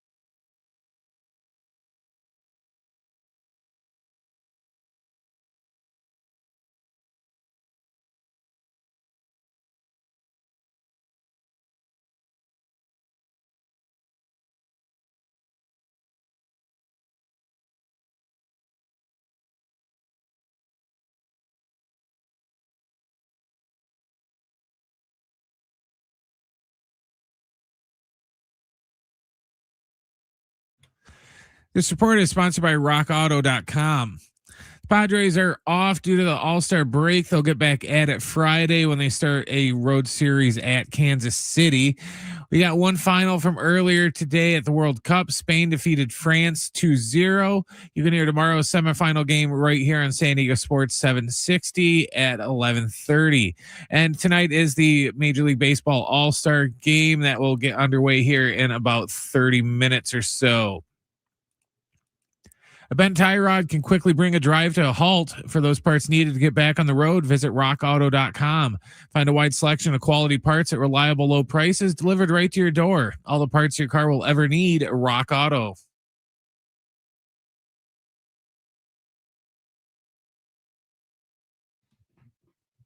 All right, Schaeffer and Sliwa, San Diego Sports 760.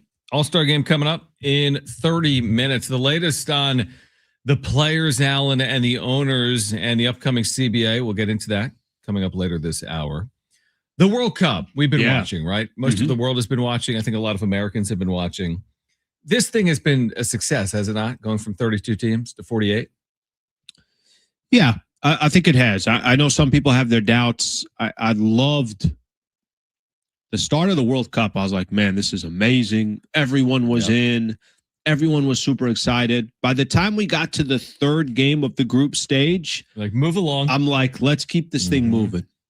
Then you obviously got to the knockout round. Knockout stage started at 32, so that was the difference this year. Since that moment, I've had no complaints about the World Cup. Just the third game of the group stage, I'm like, all right, this thing's dragging along here. And even the first matches, there were 7 days that the 48 nations played. The second matches, there were 7 days. Then they shortened it to 4 days, I think, for the third. Yeah, but you were right. It was a long amount of time. Now, if they had so many games every day, games they had to get in. They had to. So now there's discussion, like legit, serious discussion. I don't even think legit, serious. I think it's like they might already happen. Maybe Yeah. it's a formality. FIFA is discussing expanding the World Cup from 48 to 64 for the upcoming tournament in 2030. Well, what's the logistics on that? If it took this long to play out a 48 team event, what's going to happen if you go to 64? And is it necessary to expand this quickly from 32 to 48 to 64 over like a 2 World Cup period of time? Yeah, I think the question you got to ask yourself, and I think FIFA probably already has a good feel for this, but the question they would ask themselves is, all right, let's expand it to 64. Is it going to hurt our product? Is it going to hurt? Like, is there going to be more negative attention towards that where we got too greedy and we could tell that we got too greedy and it's going to actually end up hurting our overall business? I don't think it will. Now, I don't want to see 64. I don't think it's necessary. I think, watching France and Mbappe take on Iraq when it's going to be 5-0. I don't think we need that. Right. Well, you're going to get more of that. There were some quotes here. I got to try to find them.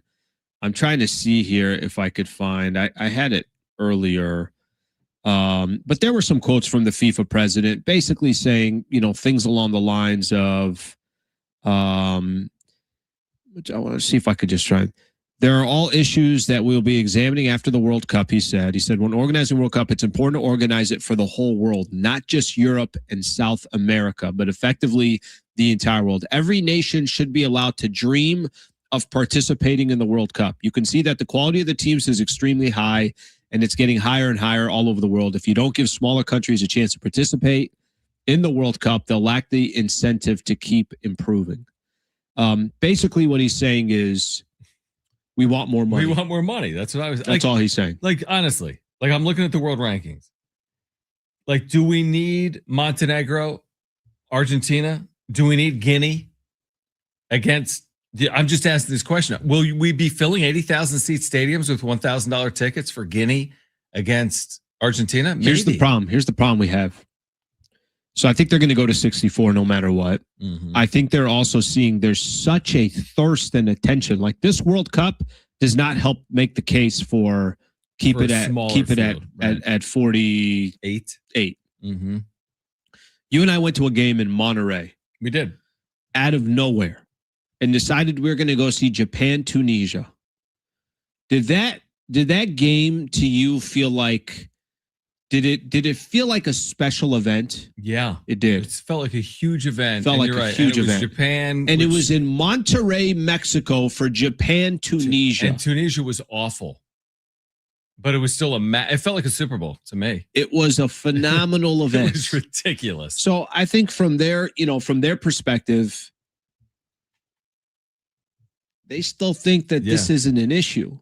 So like we don't think it's not killing the golden goose. I mean, people are going to be in love with the World Cup, even if they expand it. Now, listen, it could kill the first month. They could be like, yeah, I'm not interested until you get further down the road. Could it be more competitive in the group stages? Because if you went from 64 to 32, you're taking each group of 4 and making it 2. No more third places.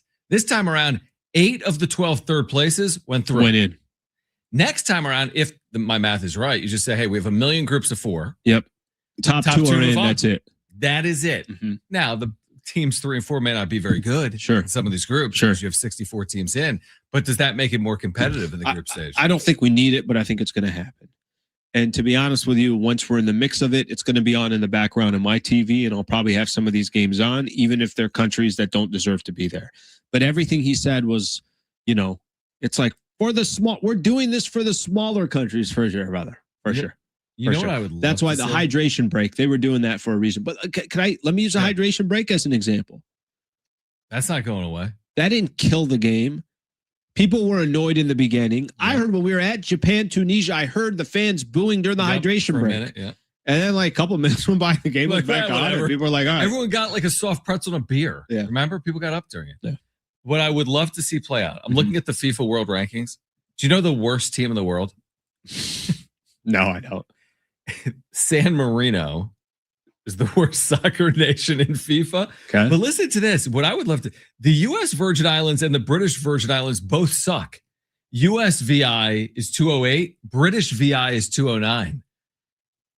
I would like to see that.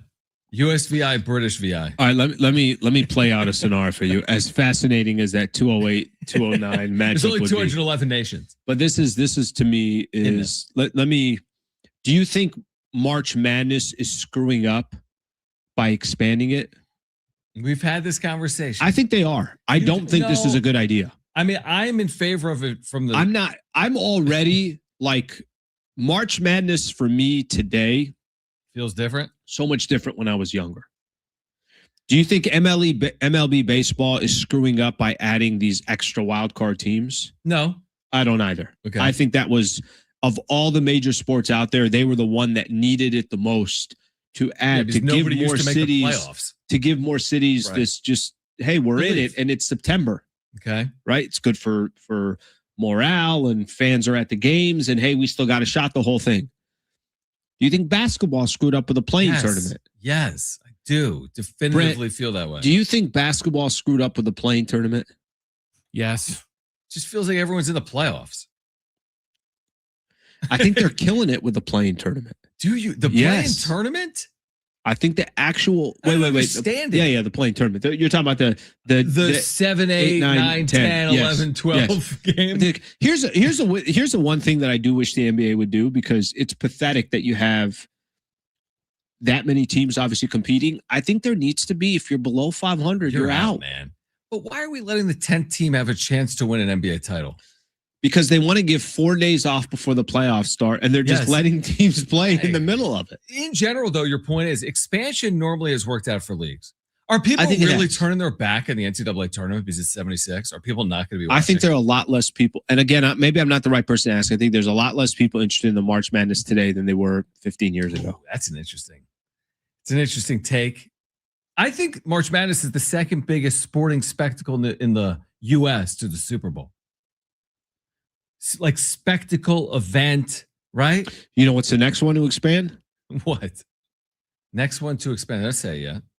The next one to expand. Easy. College football playoffs. College football. I mean, this one's coming out of nowhere. This one was, 5 years ago. It was 2 teams. Yeah, nothing. And now we're going to go to 24. And you know what's crazy about that?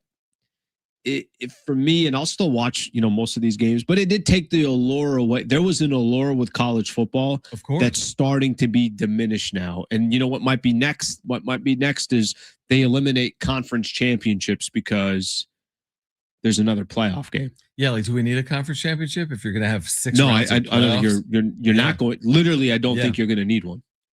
Interesting conversation. Yeah. Again, from a World Cup perspective, it's only every 4 years. If you expand it from 48 to 64, the world probably. Well, there's also been legit conversations that they may even 128. No, that they might go every 3 years. That's been a conversation. I know. Interesting. All right. On the other side, Alan has the latest on what's playing out with the owners and the players. I can't keep track of it. I think you do. Yeah, I kind of do. You kind of do. I put you it need on to there. honestly, you need to provide some insight for me as we get ready for the All-Star game, because guess what? There's only 60-something games remaining in the regular season. Then you've got the postseason. Then you got a lockout. We're only a couple of months away, unfortunately, from a lockout. You know what I hate of this one comment on YouTube? Which is? Harrison says, you say it's ridiculous to expand, but people will watch. You'll probably watch too. He's probably right. Is he talking about March Madness or? I don't know which one. No, I think he's talking about World Cup here. He's probably right. Although I don't love the play-in tournament, Harrison. All right. On the other side, the latest between the players and the owners as we get ready for the All-Star game tonight. Stay with us, Schaeffer and Sliwa, San Diego Sports 760.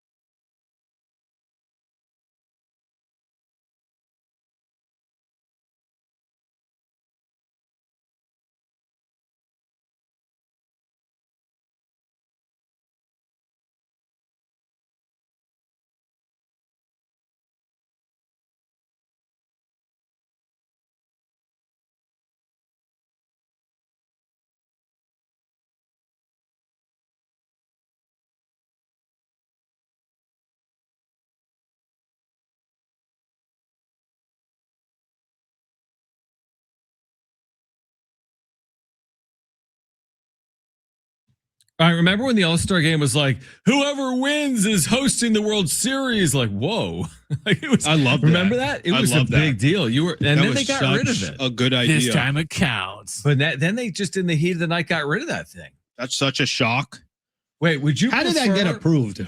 Would you prefer having the NL winner have home field in the World Series, or the team that has 110 wins have home field over the team with 90 wins in the World Series? I mean, of course, the NL winner. Yeah.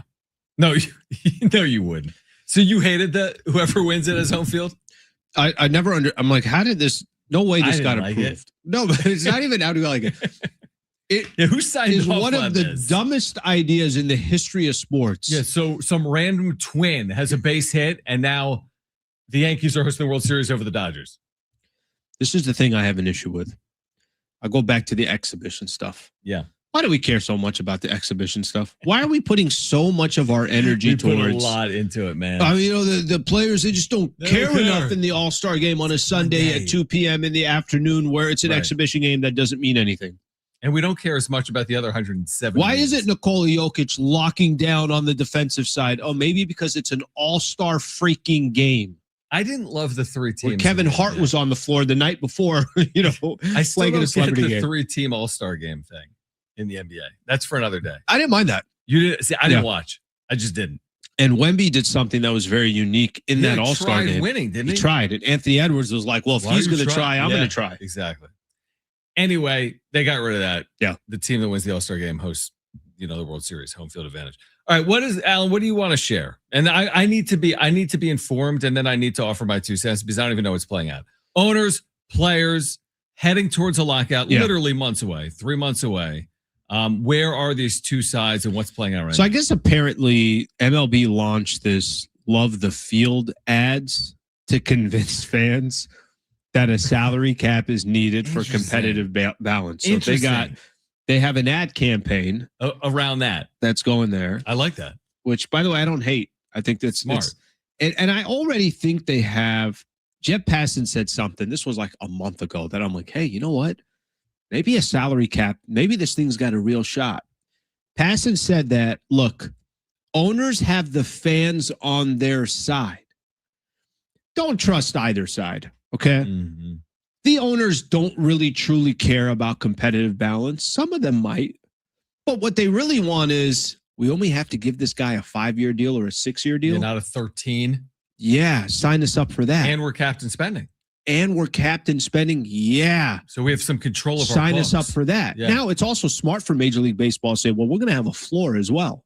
Right. I think in the NBA, they got something where you got to spend 90% of the cap. But that's when you see those weird deals, That's though. smart. True, but you see money just exchange hands a lot. Like, hey, they moved this contract because it's valued at $40 million. Yeah. Listen, it's not perfect. Not every Right. player is created equal. If one player gets 180 million and the other player got 200, the 200 player Sure. could be the best player in baseball, and the 180 course. could be, obviously Of a lot course. different. So I guess the latest is NBA launched this level the field ads to convince salary cap. Rob Manfred, last thing he said, current system isn't sustainable because of the massive gap between the highest and lowest payrolls. MLBA, we already know. This isn't to fix the problem. It's not broken. Attendance is up. TV ratings are up. Both sides are doing what? The players just, all they care about is we want the most amount of money. The owners care about we want to save the most amount of money. I just care about one thing. And I've said it from the beginning and I'll continue to say it again. What I care most about is I just want a chance that when the season starts, we're all kind of on an equal playing field, and the best front office decisions and ownership is really what kind of essentially wins or is the most competitive, or however you want to describe it. And I don't think we have that right now in the game. Well, then you're going to love Major League Baseball because that's how the sport's been set up for forever. That's exactly what it is. It's the most balanced sport out there. Big time. It's interesting that I do agree that the owners do have public sentiment, which isn't always the case, by the way. I do believe they'll have public sentiment. Most of the time they don't. Exactly. Yeah. But I don't know if it's going to be enough to ultimately implement a cap or not. I don't know the answer. It may be. I do find it interesting that the talking point yesterday from all of the players, as if they were well orchestrated on the bullet points, was we think baseball can continue to thrive without a capped salary system. And you're talking about all-stars, by the way. These are the guys that are reaping the rewards most of the uncapped system, are they not? A lot of these players are making 10s and 20s and 30s. Manny Machado. Now he's not an all-star, but there are players in there that are reaping the rewards. But I don't know. I don't know where it is heading other than to this. A actual lockout that will threaten at least the beginning of the 2027 season. From there, seems inevitable. It's inevitable to threaten the beginning of the 2027 season. And then to that point, maybe it goes beyond that. Maybe it actually costs baseball fans and players and owners actual games in 2020. What's more likely than not? Games are lost or they're not lost? Maybe it's more likely the games are lost. I think more likely games are lost. That's crazy that's how close we are from that. Like, we're watching this right now in front of 50,000 people in Philadelphia, 250th anniversary of the country. These great scenes last night. And in 3 months, these ballparks will be dark, potentially for a long time, well into 2027, based on where this heads. I still think you got to get the sport right. So I get what the risk is, but I still think you got to get the sport right. I think a lot of people agree with you. I really do. That's all. I think that, and I'm not telling you that these other sports are perfect, but there is a method to the madness, and MLB seems to be the most thrown off by all of it. What would you take? Like, do you have any middle ground where you'd be like, you know what? They didn't do what I wished they did. Yep. Put in a true cap and a true floor. But they did do this. Like, would that be seen as a win in your mind if they didn't officially have a cap, but they did X, Y, or Z? I think the deferrals got to go. Deferrals is a good one. I think maybe just have like such a stupid tax to going over where it's like, it just doesn't make doesn't make financial sense to do it. Something like that. Where now it's like there's such a risk by going over the cap. And even if there's some ownerships out there that's like, hey, we're going to do it, it could crumble you for a second, That's a good one. What do you got, Brent? I would like them to get rid of the 100% guaranteed money, because a big difference, like in the NFL, if the Saints overpay for some quarterback and 2 years down the road he sucks, they can just cut him. They don't have to sit there and just deal with him for the next 10 years because all the money's guaranteed and they don't have a choice. Why did you just cut half of the Padres roster? But that's my point, because then teams where do we start? That's true. But that's my point, because then teams wouldn't be stuck in contracts like this, because I think more teams would be prone to eat money if they didn't have to eat 100% of it. Here's the thing, Brent. I think that is too smart, because the players aren't going to go for it. Well, no, I think that will never happen, because now you're asking for both. But what if I told you the max a player can sign is for 5 or 6 years? Yeah, then you're never They paying. already proposed that. Yeah, then you're never paying for 13 years. My point is that I think that also accomplishes what you're saying. Because if the contract I have, it's bad for the final 3 years of that contract, that's just 3 years. Yeah, what if it's bad for 9? And I could be able to, when there's 2 years left, can I trade that contract and give some incentive to another team to get some draft prospects? I do like Brent's point, though, on like fully guaranteeing all years. If there was a way for teams to be like, listen, we'll guarantee the first 3 years.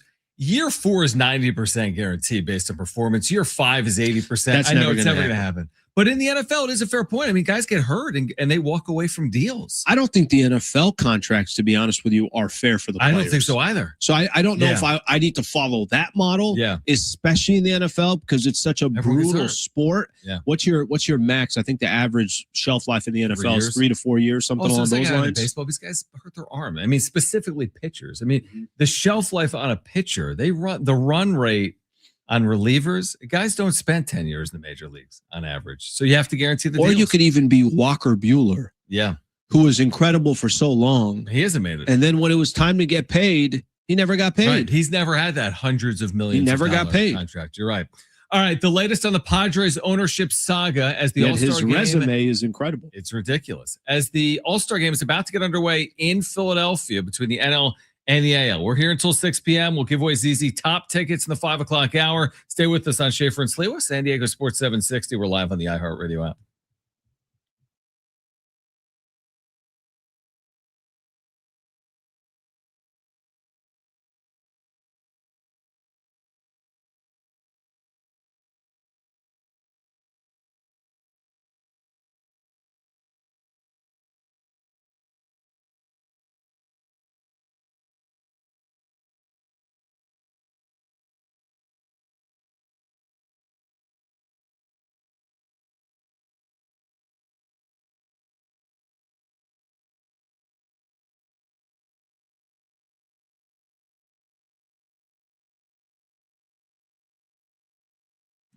DraftKings is live in all 50 states. Yes, that means you, California. The Cup is down to its final matches. One trophy, one champion. DraftKings has you covered for every single one. The DraftKings app is now live in California, so whether you're catching the early kickoff before work or the late match at the bar, you're in on every minute, every match, every moment, all in one app. Right here in California, the world's biggest stage. It's in the palm of your hand. New DraftKings customers.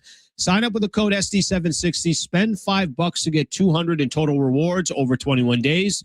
That's code SD760. In partnership with DraftKings, the crown is yours. Event trading offered by DraftKings Predictions, a CFTC registered introducing broker. Trading involves risk of loss. Market availability varies. Eligibility restrictions apply. $50 every 7 days via click to claim, issued in non-withdrawable predictions dollars that expire in 1 year. Ends July 19th. Terms dkng.co/predictions promo.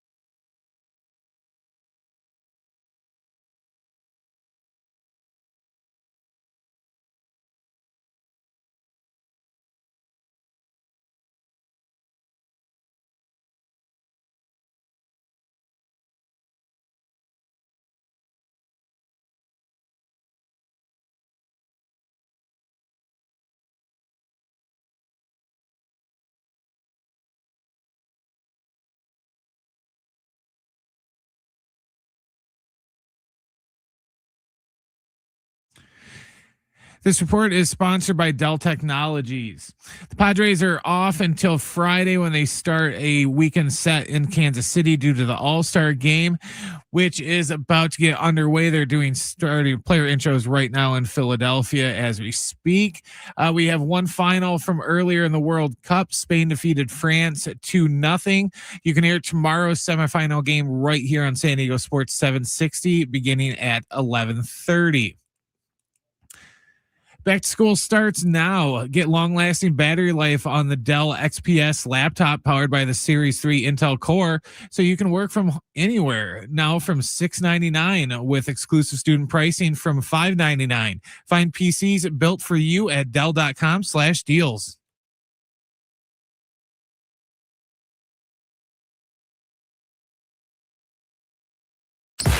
Previously on Schaeffer and Sliwa. Padres deal will get done. Talking about the ownership deal with Jose Feliciano and his wife Kwanzaa Jones, because there were questions, Alan, as to what's with the holdup, right? Wasn't there a moment where people thought the owners were going to vote on it in June? That's what I thought, yes. So this has been dragging along, and naturally you start thinking, well, something wrong. But I don't think Major League Baseball would allow this much information to go out and to be leaked and everything else if they didn't feel like, hey, this is stamped, it's cemented, but paperwork takes a long time. Here's Schaeffer and Sliwa. All right, final hour of Schaeffer and Sliwa. San Diego Sports 760, the All-Star Game, Alan.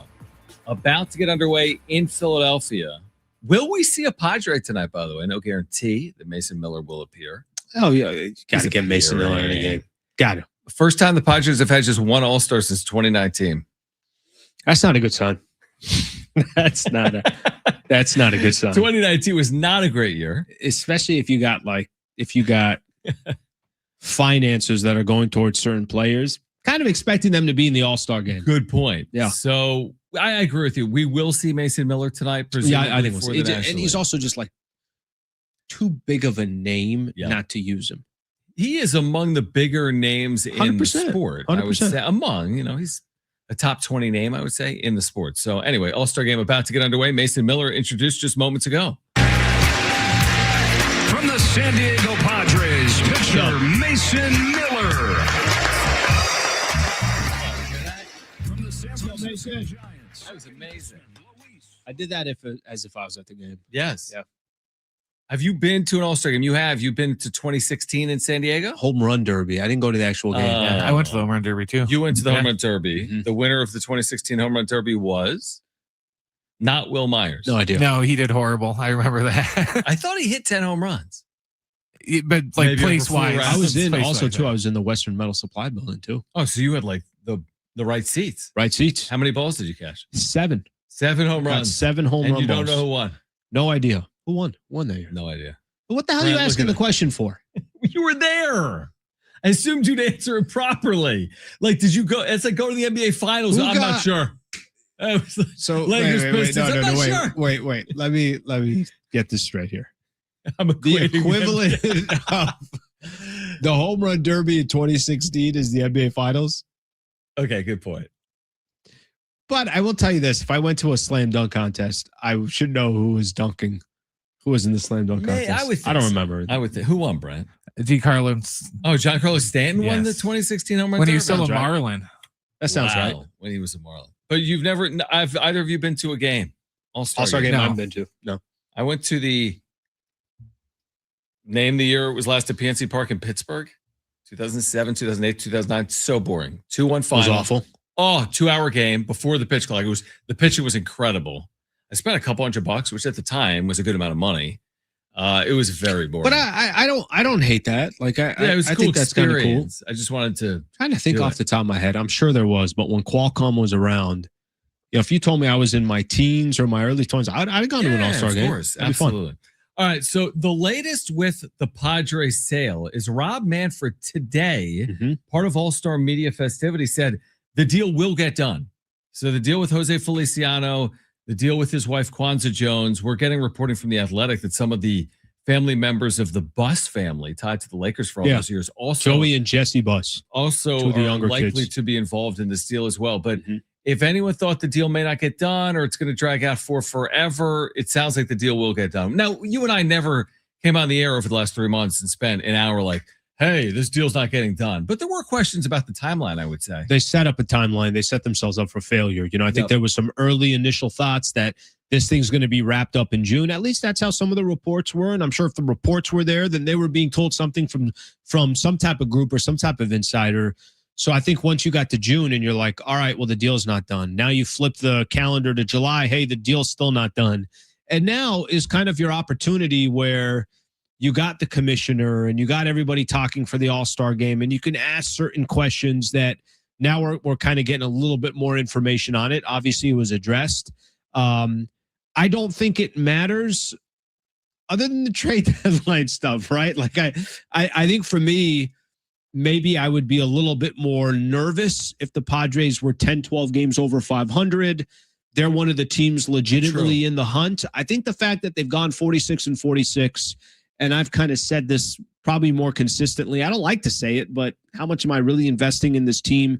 Maybe a lot of that's going to have to do with all these other questions about Nick Pivetta and Joe Musgrove and how the team does over these next couple of weeks. I think I've been less anxious about it, but I understand that people want to know, hey, when is this thing signed, sealed, and delivered so that new ownership could potentially either have an impact on this trade deadline or have none? They might get a free pass. You know, people are saying that, don't you want to make a splash, this and that? They might not have nothing to do. They might have nothing to do with it. I don't have any like evidence to support what I'm about to say. I want to see evidence. You want to see evidence? Yes. Here's I don't even know. I don't have any, but here's what I was going to say. It feels like the timing might be odd for a sale of a franchise to become official. The reason I say that, like I think the Seahawks, for example, they just won the Super Bowl. They've been for sale. Maybe they've changed hands. Did you see the price? 10, 12? It's 10. 10? 9 and change. Okay. But it's like, it's happening in the football off season. Like when I think about these deals, and maybe I'm wrong, I don't follow them that closely. The Lakers, the $10 billion acquisition. Did it happen in the season? It just seems to me like this type of thing, maneuvering transaction would occur in an off season, not in the middle of it. I think it was announced in the offseason and it became official during the season. Okay. So this was announced during the season and now might get much later. Official during the season. I mean, John Seidler, I do That's a good point, actually, by the way. I think it matters because John Seidler is literally putting out statements now saying it won't impact us at the deadline. So clearly they're aware of the perception is who is in charge of the team. Isn't that the perception? That's how I feel about it. Who is running the operation as this thing gets figured out? And do you need someone to be steering the ship? Or maybe not, to your point, they're 48-48. It'll operate fine either way. It's not like if you had the primary owner in hand, all of a sudden you'd be a World Series favorite. I think it's a fair question. I think that, you want to have some clarity. And who are we supposed to get? If the Padres don't do anything and everybody's upset, it's like, who are you upset at? Can you be mad at AJ Preller? Could it be new ownership saying, hey, guys, pump the brakes right now. Let us get in there. Give us some time. So I think the clarity part is fair. I think it's completely fair. I think I'm less interested, to be honest with you, about what ends up happening at this trade deadline than I am of how are these owners going to represent San Diego and the San Diego Padres. But that's not an answer we're going to get in the next month or two. Another answer we won't get in the next month or two, but I'm beginning to wonder is, are we finally at the beginning of the end for AJ Preller's tenure? You're going back 12 years. Mm-hmm. This isn't working swimmingly right now. We don't know if the window's fully closed or not. Can we not make, what's so wild about Preller is you can make cases either way. Stay or go? You can make cases like, which one do you want to take? Do you want to take if I said make a case right now that AJ Preller has been successful in San Diego, what would you say? 4 and 6 playoff appearances, marketability, stardom, NLCS, NLDS. Selling out stadiums. Yeah. It's not impossible to make. Make a case that he's not the right guy. It's been wildly inconsistent. There have been crazy disappointments. 2021, 2023, right now, misuse of spending. I mean, I could easily make the case that he's been given 9 lives almost. So how think about how many general managers around baseball and sports where you could say, hey, they've made the postseason 4 out of the last 6 years. It's arguably one of the more successful runs the franchise has ever had. And also say in the same sentence or the next sentence, what is this guy doing? That's a good point. It really is. I mean, and I lean towards, I know a lot of people, we'll get people in the chat or people will call in and they'll say something to the effect of, that's it. He's got to go. Look at his resume, absolutely. This, that, right? People will make that argument all day long. Yeah. Here's what I would say. I don't mind keeping AJ Preller, but I do feel like he has to adapt. And I do feel like new ownership, if AJ Preller is to stay, they need to start telling him, you got to kind of draw within the lines a little bit. And right now, AJ Preller has been all over the place. But to be honest with you, I also think part of that had to do with his time with Peter Seidler. And Seidler was saying, do whatever it takes. And I think those two worked well together because there was a little bit of YOLO. You only live once. Right? And that's kind of how they operated. What's interesting, it's not sustainable. Wouldn't you agree, though? Like, how many tenures in American sports include a GM reign, REIGN, of 20 years, for example, without winning a title? I mean, he's in like year 13. That's why I say like the beginning of the end. I'm not saying he's losing his job, but like, is he really going to maintain it for as long as he's had it? No way. Like, you either win somewhere along the way or you don't, or no, because it's a different putt here. It's not LA. It's not New York. This franchise isn't the same as those. I agree with you. I think that therefore that's good is good enough. I don't know if good is good enough, but there's been enough good years to a franchise that has had a lot of bad years that the good years have stood out. There have been some listen, they haven't been great. I mean, I think there's been more disappointments than there have been. I mean, if somebody wants to look at beating the Dodgers at 2022 as like this defining moment, then damn, is our bar as low as it can be. Because it's not like you got to the World Series that year. It's not like you were in a competitive, hey, this thing can go either way, and you lost a World Series in 7 games or 6 games. They lost to Philly in 5 right after they beat the Dodgers. I mean, they were out a week later. Yep. Literally. Yeah. And that's the furthest they've gone. Yeah. Under Preller.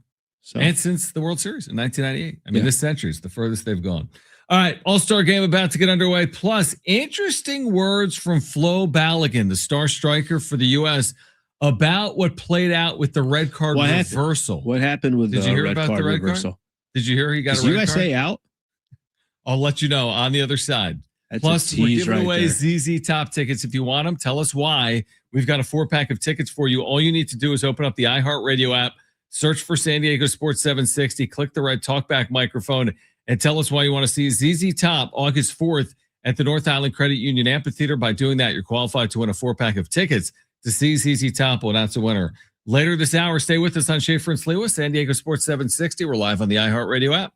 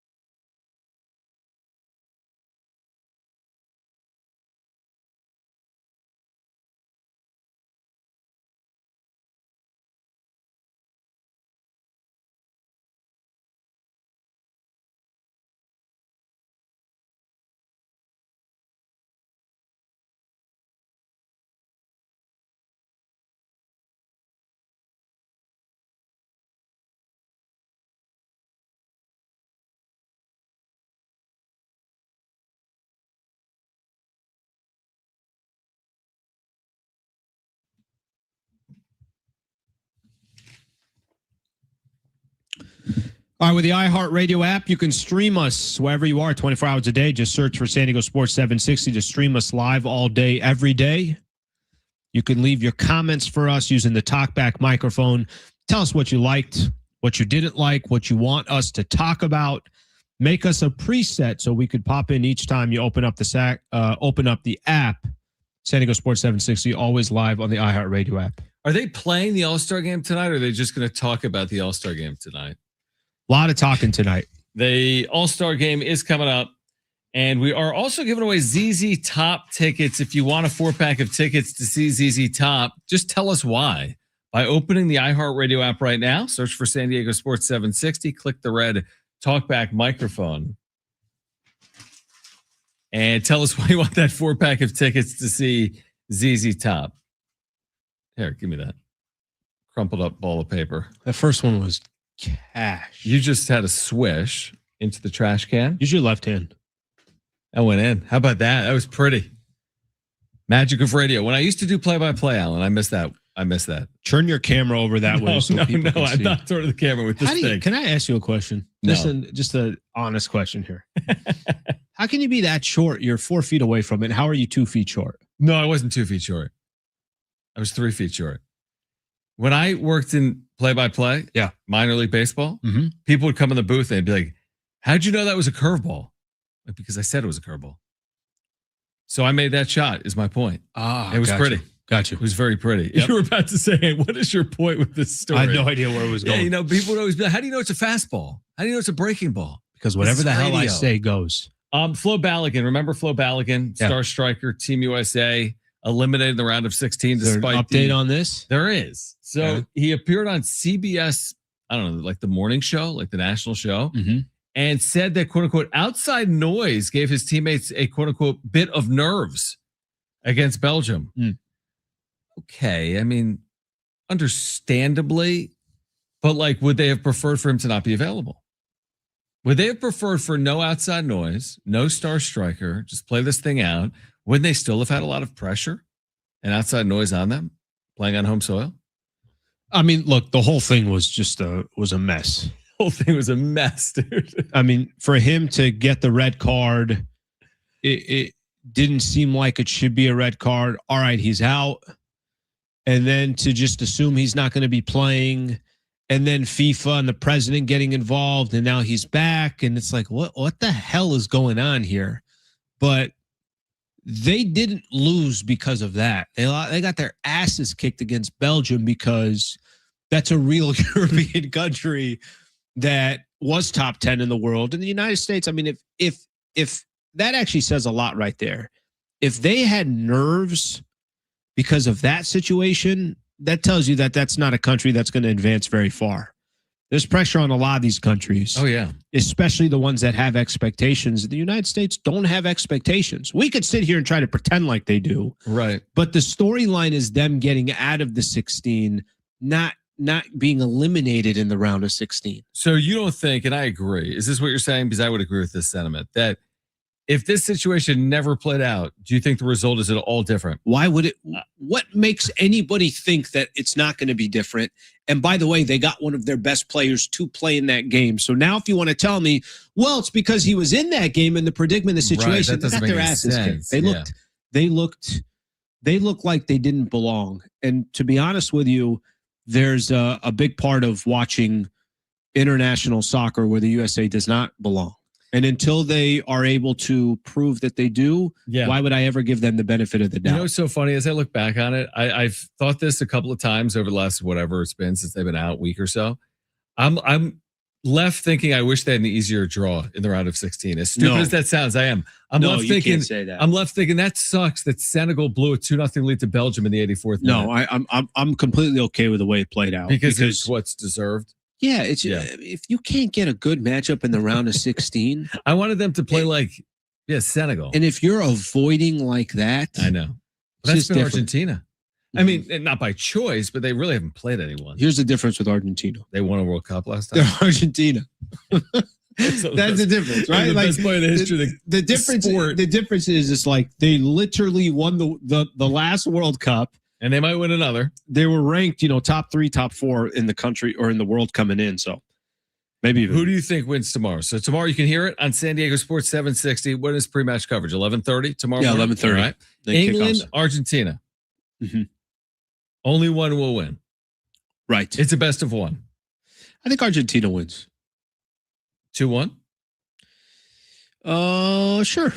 I just think Argentina wins. Do you? I don't think I give a score. By Have the way, you can I been- say this? Yeah. I don't know. You know, you were just complaining right now about the All-Star just game. play the game. They won't play the game. They won't- just- it'll never happen. Refuse to play the game. Today, I go to the gym and I'm leaving, and I'm in my car. It's like 11:59, and I'm like, oh, okay, I'll listen to Yeah, this listen to part match. of the game, right? So I turn on 760. It starts right away. Bro, noon. And kickoff is going. They My do not Jesus. mess around. Relax, In America, people. we love the 05 starts, right? Like the TV broadcast 100%. starts, 100%. and we got 5 minutes. Soccer? Soccer, like Is yo, that just remember, how it is? I guess Japan Tunisia was the same thing. Like, hey guys, like you're starting No, like it was right it on started right time. on top. Look at us. We're still sitting here. I don't know. They're running promo after promo. Best time zone to watch sports is what time zone? East, Central, Mountain, Pacific. I'll give Mountain I would say the Mountain best. because you get the extra hour as Yeah, you leave. give me the work. hour. Just give me a little Give me bit of time. a little more time. Little bit. Yeah. Brent's going to say Central No, West. over. Ours, yeah. Even though we're at work and we're missing some sports. I like it because Monday Night Football is done at 8:00. So if you want to go do something do after something that, you after. can still go do something Interesting. afterwards. I'm with you. I grew up where Monday out. Night Football is I'm out. over at 11:00. So I know, but that's why I like the extreme. best of both Yeah, we're not worlds. I want, taking like that. 9. I'm with you on that. I'm not taking the, No, 11 or 12 is crazy. that's When I was a kid absurd. out east, Monday Night Football started at 9 p.m. Eastern. Yeah, it's 9 I don't know how the p.m. hell you guys did that. Eastern. I don't know how you guys did that. You didn't. You just I would How about need you're catching permission. an NBA game that's out here on the West Coast? You're up at 10:45 and the game Listening hasn't to- started. yeah. Get the hell out of here. Good night. Not watching that game. All right. The All-Star game. Will it start or not on the other side? We're here until 6 That's p.m. phenomenal. We're tease, giving man. away ZZ Top tickets. If you want them, open up the iHeartRadio app, search for San Diego Sports 760, click that red talkback mic and tell us why you want to see ZZ Top with special guest Cheap Trick at the North Island Credit Union Amphitheater on Tell August us what time 4th. the All-Star game will start. For your chance to win. Stay with us, Schaeffer and Sliwa, San Diego Sports 760 live on the iHeartRadio app.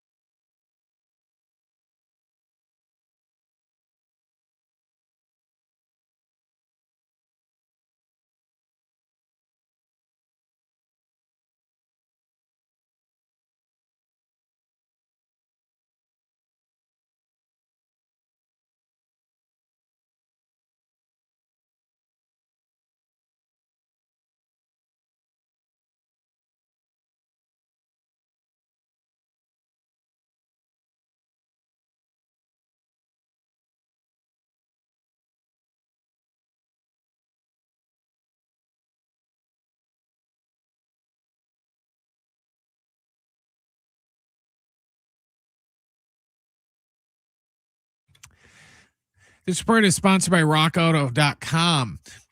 The Padres are off today due to the All-Star Game. Hey, someone's coming up to bat finally in Philadelphia. So that game is going to get underway here momentarily. We had one final from earlier in the World Cup. Spain defeated France 2-0. You can hear tomorrow's semifinal game right here on San Diego Sports 760 beginning at 11:30. Grinding and squealing are signs it's time for new brakes. Skip the hassle of searching for the right parts and shop rockauto.com. Find trusted name brand parts at lower prices and have them shipped directly to your door. All the parts your car will ever need. Rock Auto.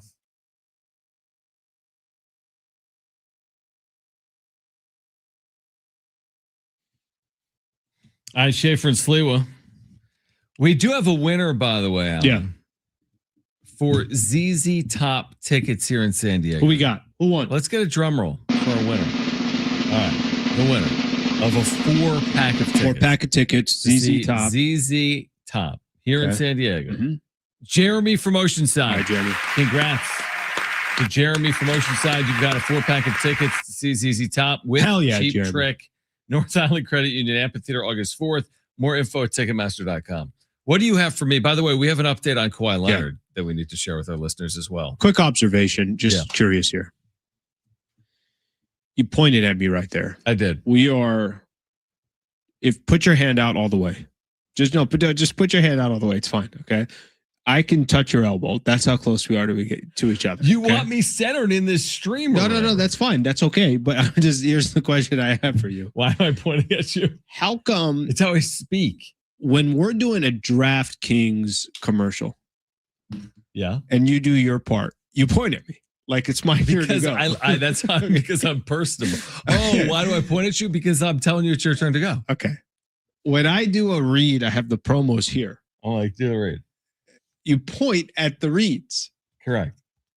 When you're just setting up something 2 seconds ago, you point, your finger's almost hitting my chin. I'll very rarely hit you. Only one of every 10 What's times. happening here? What's going on with your finger, man? It comes at you real quick, real close.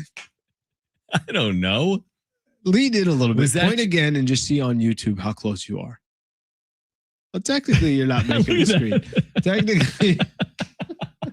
Ridiculous, dude. All right, I got some good news. Yeah, what did you have for me? All right, here's some good news for you. Okay. I know what you're going to tell me already. How do you know? Because I just saw I see the tweet you have up. All right, so there was a tweet out there. Yep. Remaining strength of schedule. Mm-hmm. Hardest schedule to the easiest. Yep. The lower the number, as in 1, 2, 3, hardest, and then the higher the number, that's going to be easiest. Did you see where the Padres are ranked on that list? I did.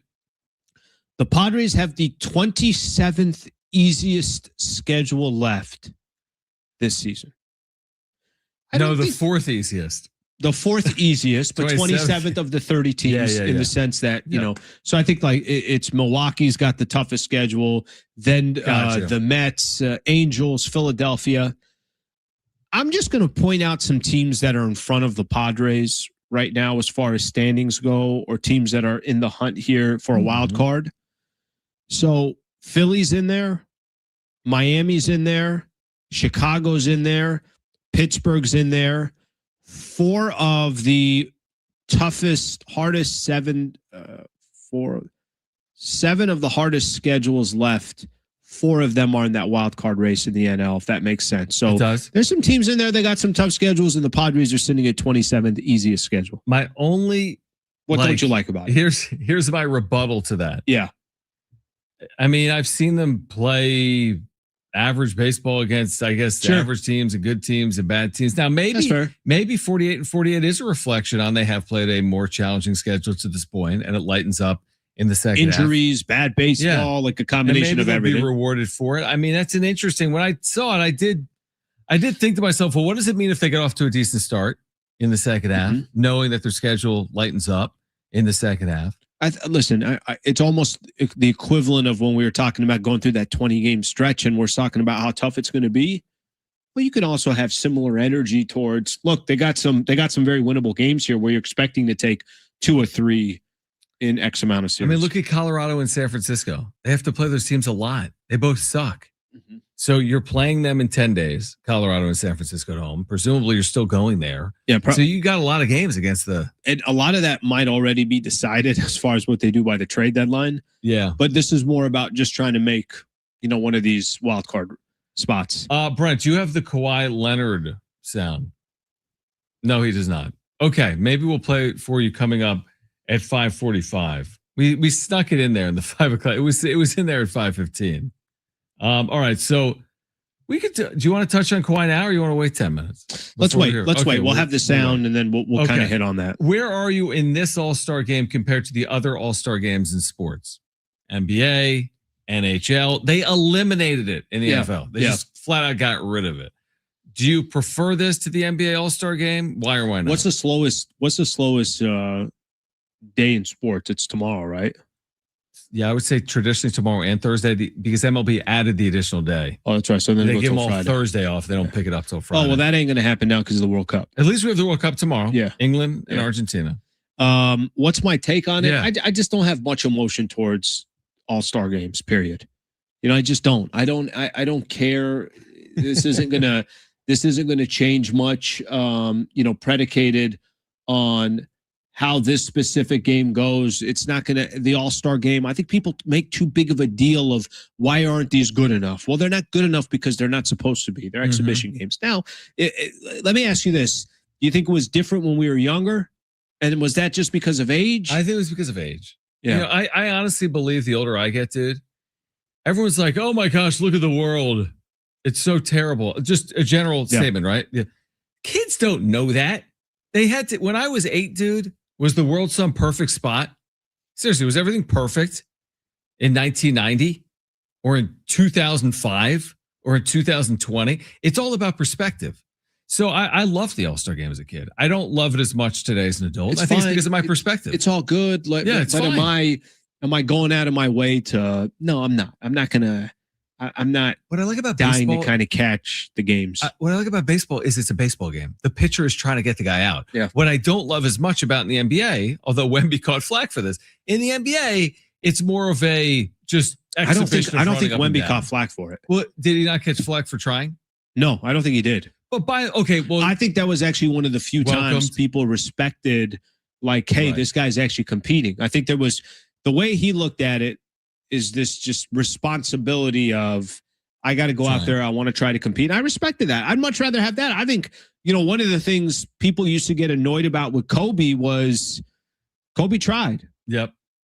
Who was it? Who broke their nose in an All-Star game? It might have been Kobe. For some reason, I'm trying to think here. Dwayne Wade and Kobe Bryant. But but I'm okay. I'd rather have that than these guys don't give a flying. But that's my problem with basketball. Because by and large, forget Wemby for a second. Look at the last 10 All-Star games. Yeah, nobody cares. The scores are literally 200 to 190. Baseball, it's not like, hey, let's throw the ball underhand. That's a good point. It's an actual baseball game where the final score, to your point, is going to be like 3-2. There's a much better chance tonight is 3-2 than 17-16. That's a phenomenal observation. That's a good point because here you're not going to have a pitcher saying, "Well, I don't care. I'm just going to give up 3 jacks." Right. That's not. No, I'm just going to try to get my 3 outs and I'm out of the game. Right. And now if somebody catches one and the final score is 8-6, then it's 8-6. That's okay too. No, I also don't need. But basketball, you're right. That's the issue with basketball. Now, back in the day, there was like the Pete Rose All-Star game where he ran over the catcher, Ray Fosse. He literally ended Ray Fosse's career. Sheesh. In an All-Star game. I don't know if I need that either. No, I don't. You know what I mean? Like it is an exhibition. That. So I don't know. You just, to your point, I like what you said earlier. Like just kind of like take it for what it is. Why do we put so much effort and emphasis into these random games? I do think that is more during an All-Star game. Or I think that the NBA gets more. They get more heat, but I get why. Like what you just said here, it's like, so we're just going to pretend like there's nobody in front of us. It's wildly annoying to watch an All-Star game. I'm accustomed to it. So, yes, Kobe broke his nose during the 2012 NBA All-Star game in Orlando. Injury occurred in the third quarter when Miami Heat guard Dwayne Wade delivered a hard accidental foul to Kobe's face. I remember there was like a quote, too. I don't know if I could find it, but Kobe had kind of said something like, I like that. Is that right? That was his response. I mean, the Kobe, freaking- you respect. Kobe is a great modern day example of, in my opinion, would fit in really well back in the day. Like you're running through big time. Pau Gasol in the Olympics Mhm. to Your prove a teammate. point to Your your team. teammate. You're at your team, and like one of your close confidants in Yeah. life, correct? Yeah. One of your Oh, yeah, true yeah, friends yeah. in life. You're going to prove a point that, you know, this is how we're going to play this game. You know what I mean? Like that is such like the Pete Rose or like that's such 1970s for me. And on one hand, I do appreciate it, but on the other hand, it's like the world has kind of moved on as you watch how sports are played now. So anyway, All-Star Game underway. Am I losing sleep if the National League loses? I'm not. But I hope it is a good game. I'll turn this on when I get home. It was one of the worst ideas in all sports when they tried determining here's how we're going to get our world. Here's who gets This one home field. counts. Yeah. Because there was an All-Star Game. Do you remember this, Brent Will? In Milwaukee, they ran out of players. The game had to stop because they used all the players. I think I remember that. That was so ridiculous. And after that, there was such outrage. They're like, yo, you got to make up for that. You got to make the game actually matter. I'm pulling Sanchez out of this game. This is ridiculous how bad. I'm pulling Sanchez out of this game. Terrible start to All-Star festivities for Philadelphians. I know. Schwarber loses in excruciating factor. Pretty funny. Now your pitcher, Christopher Sanchez, who's been dominant, has allowed 2 runs. Got to at the be top honest. of the first I inning. got no remorse there. I know. I watch completely. Phillies lose all day. I'm okay with that. All right, let's hear from Shams on the latest with Kawhi Leonard and what comes next as that continues to play out. Is he headed to Toronto or not? And you don't have no idea if Shams has another report on LeBron from the last one. We got the update on LeBron. So I'll check on that. Check if there's an I'll check. update to the update. Yep. To the update. Yep. All right, here until 6 p.m. Schaeffer and Sliwa, San Diego Sports 760, live on the iHeartRadio app.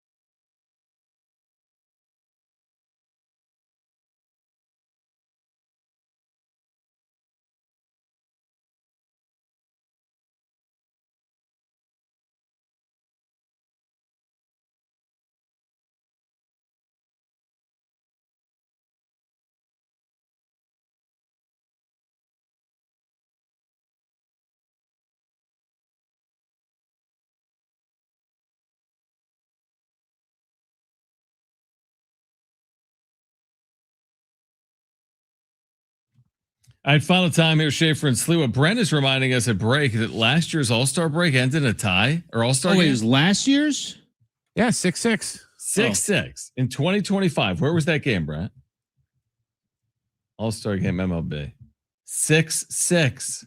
It doesn't say. Why does no one talk about that?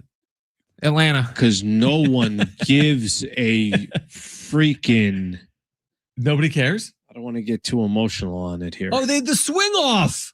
I love the swing off. Oh, yeah, that's right. It's the greatest thing that's ever happened. No, You don't like the swing off? this whole thing, it's getting Too much? Yeah, it's too much. Would you rather see a swing off or extra innings? I'd rather see fastest 40 between Discus. the AL picks which guy runs on one side, the NL What if picks they who brought runs in on an the other ice side. rink and said, we're playing 3-on-3 hockey. Do whatever you gotta do. this."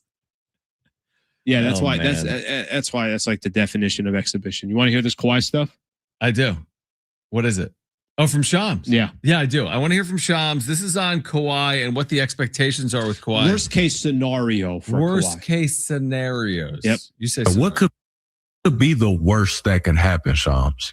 Listen, the absolute worst case scenario that no one is expecting in this, literally no one, Shump, is expecting this, but the absolute worst that could happen is Kawhi Leonard's contract being voided or him being suspended for a significant period of time, whether that's 40 games, 20 games, an entire season. But no one knows because it all comes down to the evidence. What's found in the investigation. Is there proof that Kawhi Leonard had participation in this? To my knowledge, he has denied all of that. That he's completely denied any wrongdoing, any knowledge of anything improper. And the Clippers have denied it as well. So at the end of the day, we're all waiting on this investigation. You know how long Watergate played out over? 26 months. Like this could rival. It's not going to, but this has been a long process, dude. Yeah, it's a weird process too. I was doing my show. Well, actually, I think it was Brett. You might have said this last week. I think we were talking about how, hey, does this just mean they kick the can down the road? Nothing's going to end up happening. This is all chat. And Right. I think you had mentioned, you tell me if we have this conversation about this, but last week we were talking about how you had mentioned that maybe this means something actually can happen because they are saying, hold up, everybody, hold up on that trade. Toronto, if you want that trade to go through, you're going to actually have to take on whatever the repercussions are, whatever the case is. You were making that case last week. Yeah, my point was if the NBA knew that nothing was going to come out of the investigation, like 100%, they just would have let it go and just said nothing. And then eventually they just go, oh yeah, we didn't find anything in the investigation. But the fact that they were like, no, we got to put a hold on the trade for a little bit, just kind of puts doubt in my mind that makes me think that maybe something might come of it. And that's why they don't want it to be finalized. Can I make this point, dude? If this all plays out and nothing comes of it, the NBA does not find evidence of whatever they're looking for, right? There's this third-party investigation. Let's say they find none of it. Okay. Right? The Kawhi is able to play, and the Clippers are able to make that this trade, and everyone Toronto, moves he's on. back in Toronto. Everyone Yeah. moves on. Yeah. The Clippers aren't liable. Kawhi Leonard, and I don't know if that's what's likely now or not. But if that does play out, what do we make of the reporting on the story?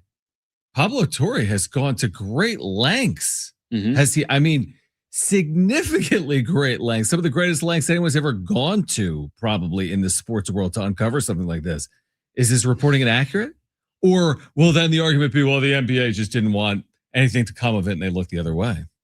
I think you make case for anything, but this wouldn't be the first time, hypothetically, right, that power and finances, interests, 100%. Yes, So I think it's tough to say. What if just hypothetically, Pablo Torre, what he uncovered and what he was able to go all in on? What if there was a lot of truth to it? But you still got to prove it, and then you got to prove it in, not necessarily to the Board of court, Governors, but you got to prove it. Right. And would it be the first time that no, probably not, powerful people said, "Yeah, this is not a good look for all of us, so we got to find a way to make sure that doesn't happen"? It wouldn't be the first time. Do you think I don't that know what happened? Your Chomp say that's the worst case, and it's not expected? Do you think this is a slap on the wrist scenario? Clippers, you're fined. Kawhi, I'm making it, you're fined or suspended for a very short period of time, but this needs to be addressed. We're addressing it. We're handing this down, and everyone be done with it. If you circumvented the salary cap, and this is how you circumvented the salary cap, and you got Kawhi Leonard, it was big at the time. Based off of this, there really, really needs to be like a legitimate message sent. But I just don't have confidence that even if something did go down and something happened, that the NBA would say they don't want that look. The NBA's got kind of a weird image that comes across with the NBA. We were one game into last season and that betting scandal came down where one of your head coaches, Chauncey Billups, was indicted, right? Was indicted and was part of it. Do you see some of these? Have you seen some of these Beasley videos of this is a whole different case, but no, I've kind of avoided it. There were like 4 games where I've seen how he like fixed them. How he fixed them. He's got 3.5 rebounds in this game. Going after a rebound with 1 second left. Yeah. I think the NBA is the only sport that I see this happening in with regularity. Right. Where and then you start seeing people put the pieces together. Right. Haven't really seen that in the NFL. Maybe it's out there and I just haven't seen it. Haven't really seen it in Major League Baseball. Now, baseball, there's been some issues in Major League Baseball as well. With the prop bets, Class A, the closer for the Guardians. Yeah. To answer your question, I think what do you think is going to happen? The Kawhi piece, I think if he is found, like they did circumvent the salary cap. That's a real issue. Strong. Well, who gets more of the burden of blame if they are in fact to be? I think the Clippers. Yeah, the organization, right? The organization. Yeah, is. I think the organization would as well. Yeah. I'm curious. This has to end at some point because they're going to have to determine whether this trade can go through. Even if nothing comes out of this, I think that the NBA is going to get kind of put on notice that things like this could potentially happen and that they need to kind of be on the lookout for, other potential, for lack of a better term, schemes that would be like this to where, if the Clippers might have done it, then who's to say that, the 76ers didn't do it, or it happened somewhere else to where they're just going to kind of pay closer attention to it to make sure this doesn't happen again. Guys, we have a concern in the All-Star game, do we not? That the chances of seeing Mason Miller have decreased significantly since it's 3-0 AL. Will he appear just to appear if the National League is not winning? He will. And remember, I think so too, actually. I think so too. Do you want to see him appear in a... What if I told you last year that... He's going to pinch hit. That Dylan Cease was going to be starting for the American League All-Star Game? I would have said no chance in hell. And by the way, I still kind of stand on, I'm not paying Dylan Cease whatever he got. I think we were all surprised when he got that money. It's like, damn, what Toronto give him? How good of a year has it been, by the way? I'm going to look it up. Like, how good of a year? Is this more by default, or is he That's what I'm wondering. Is he the best pitcher in the AL? He's got a 2.56 and 17 starts. Guy's been really good. I mean, because Christopher Sanchez is as good as it gets. Like, that one's been talked about on a microphone all season long. Yeah.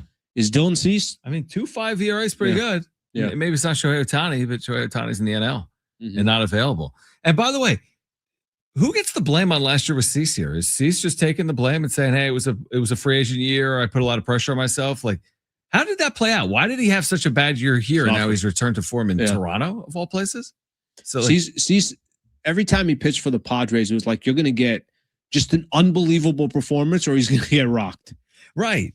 I remember in the postseason, we had no expectations from against the Cubs. Remember that? Oh, that's right. And he actually went like 3 scoreless innings. Yeah, everyone pretended like it was the greatest moment in Dylan Cease's career. Was it game 3? Was this the Darvish start and then Cease? No, I think that was King. I don't think so. And King came in game 3. King went an inning in that game. Yeah. Darvish somehow was, he was awful in that game. Darvish should have gave up 14 runs and gave up, I think, a couple runs. Yeah. I have no idea how they were even in that game. Cease will be known in my eyes in San Diego. Cease obviously had some moments. No hitter. But I'm not trying to downplay what he did. But is when they went short rest on him, 3 days rest in the 2024. I know. He was so bad that day. Mm-hmm. CJ Abrams, Dylan Cease for Padres fans right now in Philadelphia. There's like a three-way of hurting you there. That's got. I don't even know what that means. I do. I do too. And I think CJ Abrams been a cleanup for the NL tonight, by the way. All right, we're back tomorrow. Kevin AC on the show. We'll look ahead to the second half for the Padres. If you missed anything today, sportssd.com or the iHeart Radio app. For Brent and Alan, I'm John. Keep it here. This is San Diego Sports 760. We're live on the iHeart Radio app. Peace.